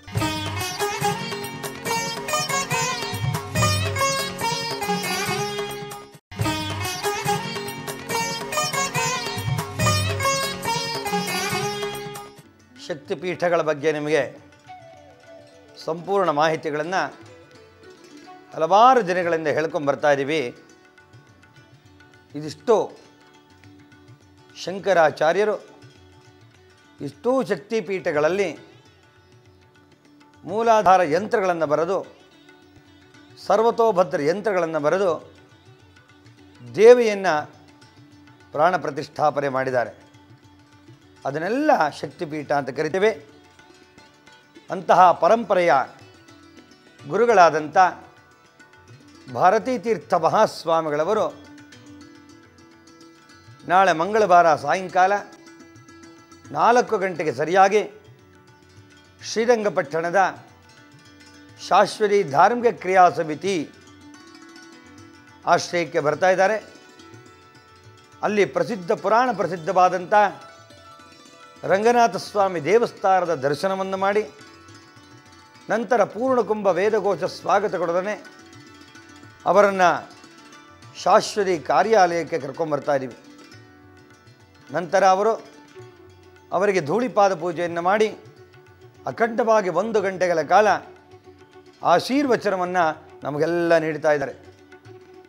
ನಂತರ ಶಾರದಾ ಚಂದ್ರಮೌಳೇಶ್ವರ ಶಂಕರ ಪರಂಪರೆಯಲ್ಲಿ ಬಹಳ ಹಿಂದಿನಿಂದ ಪೂಜೆಯನ್ನು ಮಾಡಿಕೊಂಡು ಬಂದಂಥ ಎಲ್ಲ ದೇವತೆಗಳನ್ನು ತರ್ತಾರೆ. ಅವರಿಗೆ ರುದ್ರಾಭಿಷೇಕ ಪೂಜೆಗಳನ್ನು ಮಾಡಿ ಚಂದ್ರಮೌಳೇಶ್ವರ ತೀರ್ಥ ಪ್ರಸಾದವನ್ನು ಕೊಡ್ತಾರೆ. 23ನೇ ತಾರೀಕು ಬುಧವಾರ ಬೆಳಗ್ಗೆ ಅವತ್ತಿನ ದಿನ ಚಂದ್ರಮೌಳೇಶ್ವರ ಪೂಜೆ ಆದ ನಂತರ ಪ್ರಸನ್ನ ಗಂಗಾಧರೇಶ್ವರ ಸ್ವಾಮಿ ದೇವಸ್ಥಾನದ ದರ್ಶನ ಮಾಡಿ, ನಂತರ ಅವರಿಗೆ ಭಿಕ್ಷಾವಂದನೆಯನ್ನು ಸಲ್ಲಿಸಿ ನಮಗೆಲ್ಲ ಫಲಮಂತ್ರಾಕ್ಷತೆಯನ್ನು ಕೊಡ್ತಾರೆ. ಈ ಒಂದು ಕಾರ್ಯಕ್ರಮದಲ್ಲಿ ನೀವೆಲ್ಲರೂ ಪಾಲ್ಗೊಳ್ಳಬೇಕು ಅಂತ ಆಹ್ವಾನ ಕೊಡ್ತಾ ಇದ್ದೀನಿ. ನಿಮಗೆಲ್ಲ ಜಾತಕದಲ್ಲಿ ಗುರುದೋಷ ಅಂತಿರುತ್ತೆ. ಗುರು ಅಂದರೆ ಮಕ್ಕಳು ವಿದ್ಯಾಭ್ಯಾಸ ಓದ್ತಿಲ್ಲ, ಬುದ್ಧಿ ಹತ್ತುತ್ತಾ ಇಲ್ಲ, ಇನ್ನೇದರ ದೋಷ ಇದೆ, ಅದಕ್ಕೆ ಗುರುಗಳಿಗೆ ಪಾದಪೂಜೆ ಮಾಡಿಸಿ ಅಂತೇಳಿ ಬರ್ಕೊಡ್ತಾ ಇದ್ವಿ. ಅಂಥ ಸುವರ್ಣ ಅವಕಾಶ ಇವತ್ತು ಆ ಒಂದು ಗುರುಗಳು ಶ್ರೀರಂಗಪಟ್ಟಣಕ್ಕೆ ದಯಮಾಡಿಸ್ತಾ ಇದ್ದಾರೆ. ನೀವೆಲ್ಲ 22ನೇ ಸಾಯಂಕಾಲ ಮಧ್ಯಾಹ್ನ 3 ಗಂಟೆ ಹೆಚ್ಚಿನ ಸಂಖ್ಯೆಯಲ್ಲಿ 2 ದಿನಗಳ ಕಾಲ ಬಂದು ಆ ಒಂದು ಗುರುಗಳ ಆಶೀರ್ವಚನ ಎಲ್ಲ ಕೇಳಬೇಕು. ಆ ಒಂದು ಶಕ್ತಿಪೀಠಗಳ ಬಗ್ಗೆ ಇರತಕ್ಕಂಥ ಸಮಸ್ತ ಮಾಹಿತಿಗಳನ್ನು ಗುರುಗಳ ಆಶೀರ್ವಚನದಿಂದ ನೀವೆಲ್ಲ ಕೇಳಿದಾಗ ಗುರು ಪ್ರಸಾದವನ್ನು ತೆಗೆದುಕೊಳ್ಳಬೇಕು. ಯಾಕೆಂದರೆ ಷಟ್ಶಾಸ್ತ್ರಗಳನ್ನು 4 ವೇದಗಳನ್ನು ಅಧ್ಯಯನ ಮಾಡಿ ಲೋಕ ಕಲ್ಯಾಣಕ್ಕೋಸ್ಕರ ಎಲ್ಲ ದೇಶ ಪರ್ಯಟನೆ ಮಾಡಿ ಆಶೀರ್ವಾದಿಸ್ತಾ ಇದ್ದಾರೆ. ಅಂಥ ಗುರುದರ್ಶನ ಬೇಕಲ್ಲ, ನೀವು ಶೃಂಗೇರಿಗೆ ಹೋಗೋದು ಕಷ್ಟ ಅಂಥೇಳಿ ಅಕ್ಕಪಕ್ಕದವ್ರಿಗೋಸ್ಕರ ಅಲ್ಲಿಗೇ ಒಂದು ಆಶೀರ್ವಚನವನ್ನು ನೀಡ್ತಾ ಇದ್ದಾರೆ. ನೀವೆಲ್ಲ ಸಂಪೂರ್ಣ 2 ದಿನ ಕಾರ್ಯಕ್ರಮಕ್ಕೆ ಬರ್ತೀರಿ ಅಂತೇಳಿ ನಂಬಿಕೆಯಿಂದ ನಾವೆಲ್ಲ ಇಟ್ಕೊಂಡಿದ್ದೀವಿ. ನಂತರ ಆಗಲೇ ಕೈಲಾಸ ಪಾರಸ ಸರೋವರದ ಯಾತ್ರೆ ವಿಚಾರಗಳನ್ನು ಹೇಳ್ಕೊಂಡು ಬರ್ತಾ ಇದ್ದೀನಿ. ಕೇವಲ ಈಗಾಗಲೇ ನಮ್ಮ ಹತ್ರ ಎಲ್ಲ ಬುಕ್ ಮಾಡ್ಕೋತಾ ಇದ್ದೇನೆ. ಇನ್ನು ಕೇವಲವರೆಗೆ ಮಾತ್ರ ಅವಕಾಶ ಇದೆ. ಹೇಳಿದ್ದೀನಿ ನಿಮಗಾಗಲೇ, ಜುಲೈ 19ನೇ ತಾರೀಕಿನಿಂದ ನಾವು ಯಾತ್ರೆ ಹೊರಡ್ತೇವೆ. ಆಗಸ್ಟ್ 3ನೇ ತಾರೀಕು ವಾಪಸ್ ಯಾತ್ರೆಯಿಂದ ಹಿಂತಿರುಗ್ತೇವೆ. ಅದಕ್ಕೆ ಖರ್ಚು ವೆಚ್ಚ 1 ಲಕ್ಷ ರೂಪಾಯಿ ಆಗ್ತಾರೆ. ಯಾತ್ರೆಯಿಂದ ಬಂದ ಮೇಲೆ ನಿಮಗೆ 25,000ವನ್ನು ವಾಪಸ್ಸು ಸರ್ಕಾರ ಅದು ಕೊಡಿಸ್ತೇವೆ ನಿಮಗೆ. ತೀರ್ಥಯಾತ್ರೆನ ಸಂಪೂರ್ಣವಾಗಿ ಮಾನಸ ಸರೋವರ ಪಾರ್ವತಿ ಪರಮೇಶ್ವರನ ಪ್ರತ್ಯಕ್ಷವಾಗಿ ನೀವು ಎದುರುಗಡೆ ಹೋಗಿ ಅವನ ಕೈಲಾಸ ಪರ್ವತದಲ್ಲೇ ಕುಳಿತು ಹಾಡಿ ಹೊಗಳಿ ಪೂಜೆ ಮಾಡುವಂಥ ಪರಮ ಪುಣ್ಯಕರವಾದಂಥ ಆಷಾಢ ಶುದ್ಧ ಪೂರ್ಣಿಮೆ ಸಮುದ್ರ ಮಾನಸ ಸರೋವರದ ತೀರ್ಥದಲ್ಲಿ ನೀವು ಸತ್ಯನಾರಾಯಣ ಪೂಜೆ ಇದ್ದರೆ ನಿಮ್ಮ ವಂಶದಲ್ಲೇ ಯಾರೂ ಮಾಡಿರೋದಿಲ್ಲ. ಅಂಥ ಒಂದು ಪುಣ್ಯಕರವಾದಂಥ ತೀರ್ಥಯಾತ್ರೆ ನಾವೆಲ್ಲ ಹೋಗ್ತಾ ಇದ್ದೀವಿ. ನಮ್ಮ ಜೊತೆಗೆ ನೀವೆಲ್ಲ ಬರೋರಂತೆ. ಕೆಲವರಿಗೆ ಮಾತ್ರ ಅವಕಾಶ ಮಾಡಿಕೊಡ್ತೀವಿ. ನಂತರ ಮಾನೇಸ ರುದ್ರಹೋಮ ಇರುತ್ತೆ, ಪರಿಕ್ರಮ ಎಲ್ಲವನ್ನು ತೋರಿಸಿ ನಿಮಗೂ ಸಹಿತ ಯಾತ್ರೆಯನ್ನು ಮಾಡಿಸ್ತೀವಿ. ಮತ್ತು ಇದೇ ರೀತಿ ಅಲ್ಲಿ ಇರತಕ್ಕಂಥ ಶಕ್ತಿಪೀಠ ನಿಮಗಾಗಲೇ ಹೇಳಿದೆ. ಮಾನಸ ಸರೋವರದಲ್ಲಿ ದಾಕ್ಷಾಯಿಣಿ ಪೀಠ ಇರತಕ್ಕಂಥ ಶಕ್ತಿಪೀಠ ಇದೆ. ಅಮ್ಮನವರ ಬಲಗೈ ಕಟ್ಟಾಗಿ ಬಿದ್ದಂಥ ಜಾಗ. ಅದು ವಿಶೇಷವಾದ ತಪಸ್ಸು, ಗೌರಿಯನ್ನು ಪ್ರಾರ್ಥನೆ ಮಾಡಬಹುದು ಅಂತ ಹೇಳಿದೆ. ನಂತರ 34ನೇ ಶಕ್ತಿಪೀಠ ಯಶೋರೇಶ್ವರಿ ಪೀಠ ಅಂತ ಕರಿತೀವಿ. ಇದು ನೋಡ್ಲಿಕ್ಕೆ ಕಷ್ಟ ಆಗ್ತದೆ ನಮಗೆ. ಬಾಂಗ್ಲಾದೇಶದ ಕುಲಾನಾ ಪ್ರಾಂತ್ಯದ ಈಶ್ವರಿ ಎಂಬ ಗ್ರಾಮದ ಹತ್ತಿರ ಅಲ್ಲಿದೆ. ಯಶೋರಿ ಕ್ಷೇತ್ರ ಅಂತ ಕರೀತಾರೆ. ಸತೀದೇವಿಯ ಎಡಗೈ ಬಿದ್ದಂಥ ಜಾಗ ಅಂತ ಕರೀತಾರೆ. ಅಲ್ಲಿ ಬಾಂಗ್ಲಾದೇಶದಲ್ಲಿದೆ. ನೀವೆಲ್ಲ ಇಲ್ಲೇ ಅದು ಹೆಸರೇಳಿ ದೇವ್ರಿಗೆ ಕೈ ಮುಗಿದ್ರೆ ಸಾಕು. ನೀವೇನು ಹೋಗೋ ಪ್ರಯತ್ನ ಮಾಡಬೇಡಿ, ಕಷ್ಟ ಆಗ್ತಿರೋದು. ನಂತರ ಲಲಿತಾ ಪೀಠ ಅಂಥೇಳಿ ಪ್ರಯಾಗ ಕ್ಷೇತ್ರದ ಹತ್ತಿರ ಇದೆ. ಅದನ್ನು ದೇವಿಯ ಆಲೋಪಿ ಸ್ಥಾನ ಅಂತ ಕರೀತಾರೆ. ಮೂಲಪೀಠ ಅಂತ ಕರೀತಾರೆ. ಅಕ್ಷಯ ವಟ ಅನ್ನತಕ್ಕಂಥದ್ದಲ್ಲಿದೆ. ಅಲ್ಲಿ ಲಲಿತಾ ದೇವಿಯ ಮಂದಿರ ಇದೆ.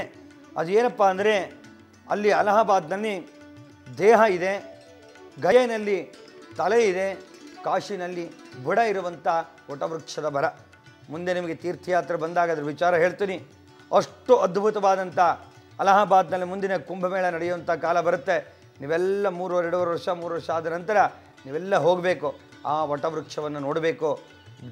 ದೇಹ ಅಲಹಾಬಾದ್ನಲ್ಲಿ, ತಲೆ ಗಯೆನಲ್ಲಿ, ಕಾಶಿನಲ್ಲಿ ಬುಡ ಇದೆ ಅಂದರೆ ಏನು ವಿಚಿತ್ರ ಅಂದರೆ ಆ ಶಕ್ತಿಪೀಠದ ವರ್ಣನೆಗಳಲ್ಲಿ ಇವೆಲ್ಲ ಬರುತ್ತೆ. ಅದಕ್ಕೆ ವಟವೃಕ್ಷದ ಕೆಳಗೆ ಆ ಲಲಿತಾ ಪೀಠ ಅಂತ ಕರೀತಾರೆ. ಆ ಸತೀದೇವಿಯ ಕೈ ಹೆಬ್ಬೆರಳು ಬಿದ್ದಂಥ ಜಾಗ. ಆದ್ದರಿಂದ ಆ ದೇವಿಯ ಸಂಪೂರ್ಣ ವಿಚಾರಧಾರೆಗಳನ್ನು ಅಲ್ಲಿ ಕೂತ್ಕೊಂಡು ನೀವು ಒಂದು ಸಲ ಲಲಿತಾ ಸಹಸ್ರನಾಮವನ್ನು ಆ ಒಂದು ಸಂಗಮ ಕ್ಷೇತ್ರದಲ್ಲಿ ಪಾರಾಯಣ ಮಾಡಿದರೆ ಎಷ್ಟು ಕೋಟ್ಯಾಂತರ ಕೋಟಿ ಗೋವುದನ್ನು ದಾನ ಮಾಡಿದಂಥ ಪುಣ್ಯ ಬರುತ್ತೆ ಅಂತ ಹೇಳ್ತಾರೆ. ಅಂಥ ಶಕ್ತಿಪೀಠಗಳು ಭಾರತ ದೇಶ ಹೊಂದಿದೆ.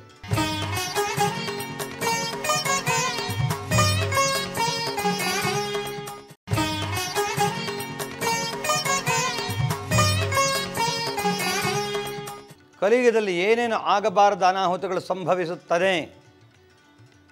ಎಲ್ಲರೂ ತಮ್ಮ ತಮ್ಮ ವೃತ್ತಿಯನ್ನು ಬಿಟ್ಟು ಹಣಕಾಸು ಸಂಪಾದನೆ ಮಾಡುವಂಥ ವೃತ್ತಿಗೆ ಎಲ್ಲರೂ ನಡ್ಕೊಂಡು ಹೋಗ್ತಾ ಇದ್ದೀವಿ. ಅದರಲ್ಲಿ ಗುರುನು ಶಬ್ದಕ್ಕೆ ಅರ್ಥ ಹೊರಟು ಹೋಗ್ತಾನೆ. ಗೂಂದ್ರೆ ಅಂಧಕಾರ, ರೂ ಹೋಗಲಾಡಿಸುವವನು ಅಂತ ಹೇಳಿದೆ ನಿಮಗೆ. ಇವತ್ತಾನೇ ಎಲ್ಲ ಇದರಲ್ಲೂ ಗುರುಗಳು ನಾವುಗಳು ಮಾಡಬಾರದ ಕೆಲಸಗಳನ್ನು ಮಾಡ್ತಾ ಇದ್ದೀವಿ. ಗುರು ಅನ್ನತಕ್ಕಂಥ ಶಕ್ತಿಯಲ್ಲಿ ಸಂಪೂರ್ಣವಾಗಿ ಗುರು ಅನ್ನತಕ್ಕಂಥ ಪೀಠದಲ್ಲೇ ಕುಳಿತುಕೊಳ್ಳದೇ ಇರತಕ್ಕಂಥ ಗುರುಗಳೇ ಜಾಸ್ತಿ ಆಗಿಬಿಟ್ಟಿದ್ದಾರೆ. ಯಾಕೆಂದರೆ ನಾವು ನಮ್ಮ ವೃತ್ತಿಯನ್ನು, ಉಪದೇಶವನ್ನು ನಾವು ಯಾವ ರೀತಿ ನಡ್ಕೊಂಡು ಹೋಗ್ತೀವಿ, ನಮ್ಮ ಶಿಷ್ಯರು ಭಕ್ತಾದಿಗಳು ಆ ರೀತಿ ನಡೀತಾರೆ. ಅಂಥ ಯುಗಧರ್ಮಗಳಲ್ಲಿ ಗುರುಗಳೆಲ್ಲ ಬೇಡದರೋ ಡಂಬಾಚಾರಕ್ಕೆ ಹೋಗ್ತಾರಪ್ಪ, ಜರಿ ಪೀತಾಂಬರಗಳೆಲ್ಲ ಉಟ್ಕೊಳ್ತಾರಪ್ಪ, ಕಿರೀಟಿ ಧಾರಣೆಗಳನ್ನು ಮಾಡ್ಕೊಳ್ತಾರಪ್ಪ, ಎಲ್ಲ ದೊಡ್ಡ ದೊಡ್ಡ ಕಾರುಗಳಲ್ಲಿ, ದೊಡ್ಡ ದೊಡ್ಡ ಹೆಲಿಕಾಪ್ಟರ್ಗಳಲ್ಲಿ, ವಿಮಾನಗಳಲ್ಲಿ ಸಂಚಾರ ಮಾಡ್ತಾರಪ್ಪ. ಸಾಧು ಸನ್ಯಾಸಿಗಳು ಗುರುಗಳು ಅಂದರೆ ನಡೆದು ಸಂಚಾರ ಮಾಡಬೇಕು. ಒಂದು ಊರಿಂದ ಇನ್ನೊಂದು ಊರಲ್ಲಿ ಒಂದು ರಾತ್ರಿ ಮಲಗಿದರೆ ಇನ್ನೊಂದು ರಾತ್ರಿ ಇರಬಾರದು. ಹೀಗೆ ಅನೇಕ ವಿಧವಾದ ಗುರುವಿನ ಬಗ್ಗೆ ಅನೇಕ ವಿಚಾರವನ್ನು ಹೇಳ್ತಾನೆ. ಹಾಗೆ ಹೇಗೆ ಮೊದಲನೇದಾಗಿ ಬ್ರಹ್ಮ ತೇಜಸ್ಸುಳ್ಳವರು ಬ್ರಾಹ್ಮಣರು ಪೂಜೆಗಳನ್ನು ಮಾಡುವ ದೇವಸ್ಥಾನ ಭಟ್ರುಗಳು ಎಲ್ಲರೂ ಸಹಿತ ತಮ್ಮ ತಮ್ಮ ಕರ್ಪಗಳನ್ನು ಮರೆತು ಬಿಡ್ತಾರೆ. ನಾವು ಪೂಜೆ ಮಾಡೋಕ್ಕಾಗಲ್ಲಪ್ಪ, ನಮ್ಮದೇ ಬೇರೆ ಒಂದು ದಾರಿ ವೃತ್ತಿಗಳನ್ನು ನಾವು ನಿರ್ವಹಿಸ್ಕೋತೀವಿ, ನಮಗೆ ಹಣಕಾಸುಗಳು ಕಡಿಮೆ ಆಗಿದೆ ಅಂಥೇಳಿ ತಮ್ಮ ತಮ್ಮ ವೃತ್ತಿಯನ್ನು ಪರಮಾತ್ಮನ ಆರಾಧನೆ ಬಿಟ್ಟು ಬಿಡ್ತಾರಪ್ಪ. ಮತ್ತು ನಮ್ಮ ಧರ್ಮಗ್ರಂಥಗಳು ರಾಮಾಯಣ ಮಹಾಭಾರತಗಳು ಇವೆಲ್ಲ ಕಾಗಕ್ಕೆ ಕಥೆ ಅಂತ ನೀವೆಲ್ಲ ಈಗಾಗಲೇ ಮೊನ್ನೆ ಆಗಲೇ 3 ವರ್ಷದ ಮುಂಚೆನೇ ಒಬ್ರು ಹೇಳಿಬಿಟ್ಟಿದ್ರು. ಎಂಥ ಕಥೆಗಳು, ಅಷ್ಟಾದಶ ಪುರಾಣಗಳು, ನೀತಿ ಪಾಠಗಳು ಇವನ್ನೆಲ್ಲ ನಾವು ಲೆಕ್ಕ ಹಾಕ್ಕೊಂಡ್ರೆ ಆ ಗ್ರಂಥಗಳೆಲ್ಲ ಕಾಗಕ್ಕಾಗ ಉಪಕರಣ ಕಥೆ ಅಂತೇಳಿ ಬರುತ್ತೆ. ಮುಂದೆ ದಯವಿಟ್ಟು ಇದನ್ನು ಉಳಿಸಿ, ಭಗವಂತ ಕೊಟ್ಟಿರುವಂಥ ವಿಶೇಷವಾದಂಥ ಅಂತ ಹೇಳ್ತಾನೆ. ಈ ವೇದ ಉಪನಿಷತ್ತುಗಳು ಯಾರು ಕೇಳೋರಲ್ಲ, ಅರ್ಥವೇ ಆಗಲ್ವಲ್ಲ, ಇದು ಗೆದ್ದಲು ಹಿಡ್ಕೊಂಡು ಮೂಲೆಯಲ್ಲಿ ಕೂತ್ಕೊಳ್ಳುತ್ತೆ. ಓಲೋಗರಿ ಗ್ರಂಥಗಳು ಇವೆಲ್ಲ ಭಗವಂತ ಮಾಡಿಟ್ಟಿದ್ದಾನೆ, ಅದೆಲ್ಲ ಹಾಳಾಗುತ್ತೆ, ರಕ್ಷಣೆ ಮಾಡಿ ಅಂತಲ್ಲಿ ಕೇಳ್ಕೊತಾರೆ.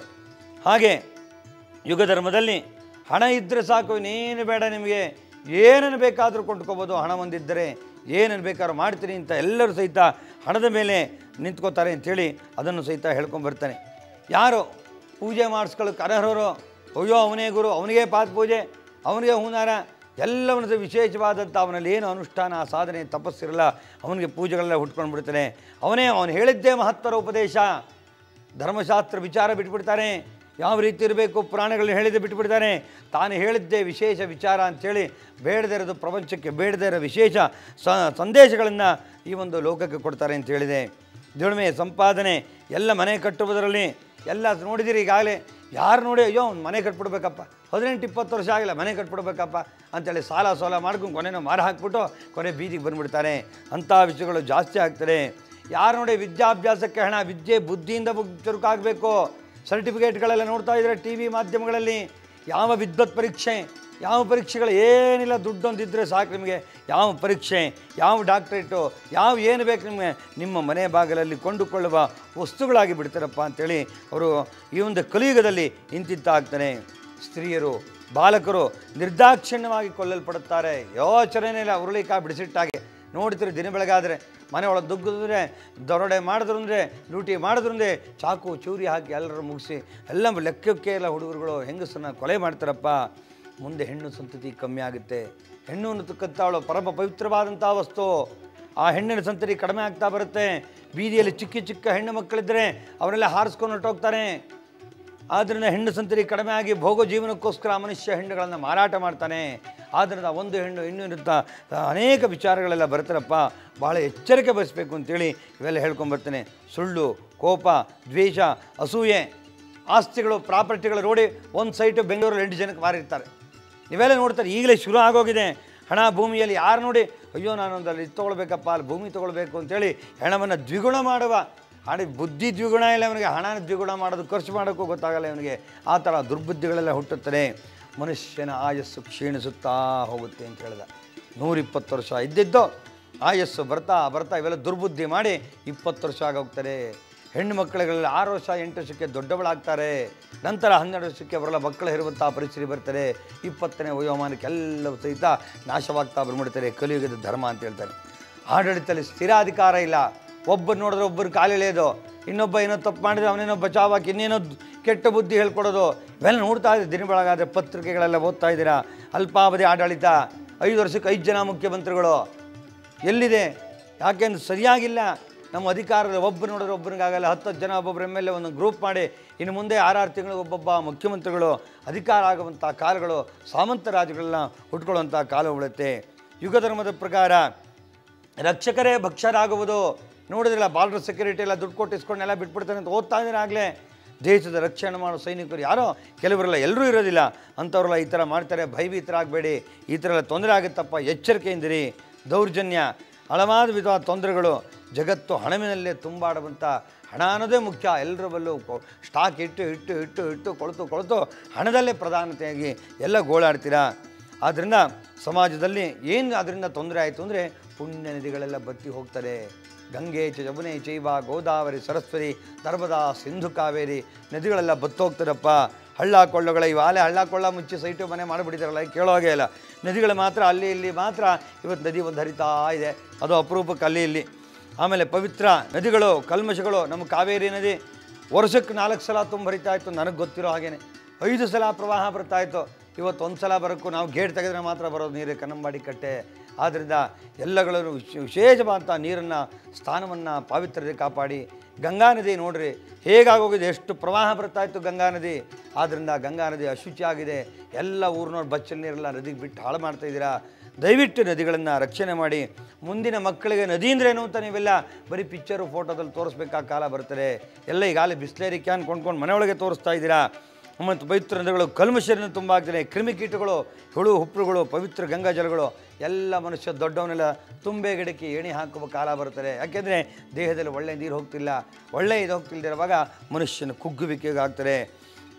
ಬೆಟ್ಟ ಗುಡ್ಡ ಕಂದಕಗಳು ಎಲ್ಲ ನೆಲಸಮ ಮಾಡೋದು. ಬೆಟ್ಟ ಗುಡ್ಡಗಳು ಯಾತಕ್ಕೋಸ್ಕರ ಪರಮಾತ್ಮ ಇಟ್ಟಿದ್ದಾನೆ. ಗಿಡ ಮರಗಳು ನೀರನ್ನು ಸಂರಕ್ಷಣೆ ಮಾಡಿ ಆಗಾಗ ಕೊಡಲಿ ಅಂತೇಳಿ ಎಲ್ಲ ನುಣ್ಣಗೆ ಮಾಡಿಬಿಡ್ತಾರೆ. ನೋಡ್ತಾ ಇದ್ದಾರೆ ಗಣಿ ಎಲ್ಲರೂ ಸಹಿತ ಇವತ್ತಿನ ಸಹ ಕಲ್ಲು ತೆಗಿತೀನಿ, ಇದು ತೆಗಿತೀನಿ, ಕಬ್ಬಣ ತೆಗಿತೀನಿ, ಎಲ್ಲ ತೋಡಿ ಹಾಳ ಮಾಡ್ತಾ ಇದ್ದಾರೆ. ಇವತ್ತು ಬೆಟ್ಟ ಗುಡ್ಡಗಳಲ್ಲಿ ನೆಲಸಮ ಆಗ್ತಾರೆ. ಅಂಥ ಕಾಲ ಹತ್ತಿರ ಬಂದಿದೆ ಅಂತೇಳಿ ಎಲ್ಲ ಹೇಳ್ತಾ ಇದ್ದಾನೆ.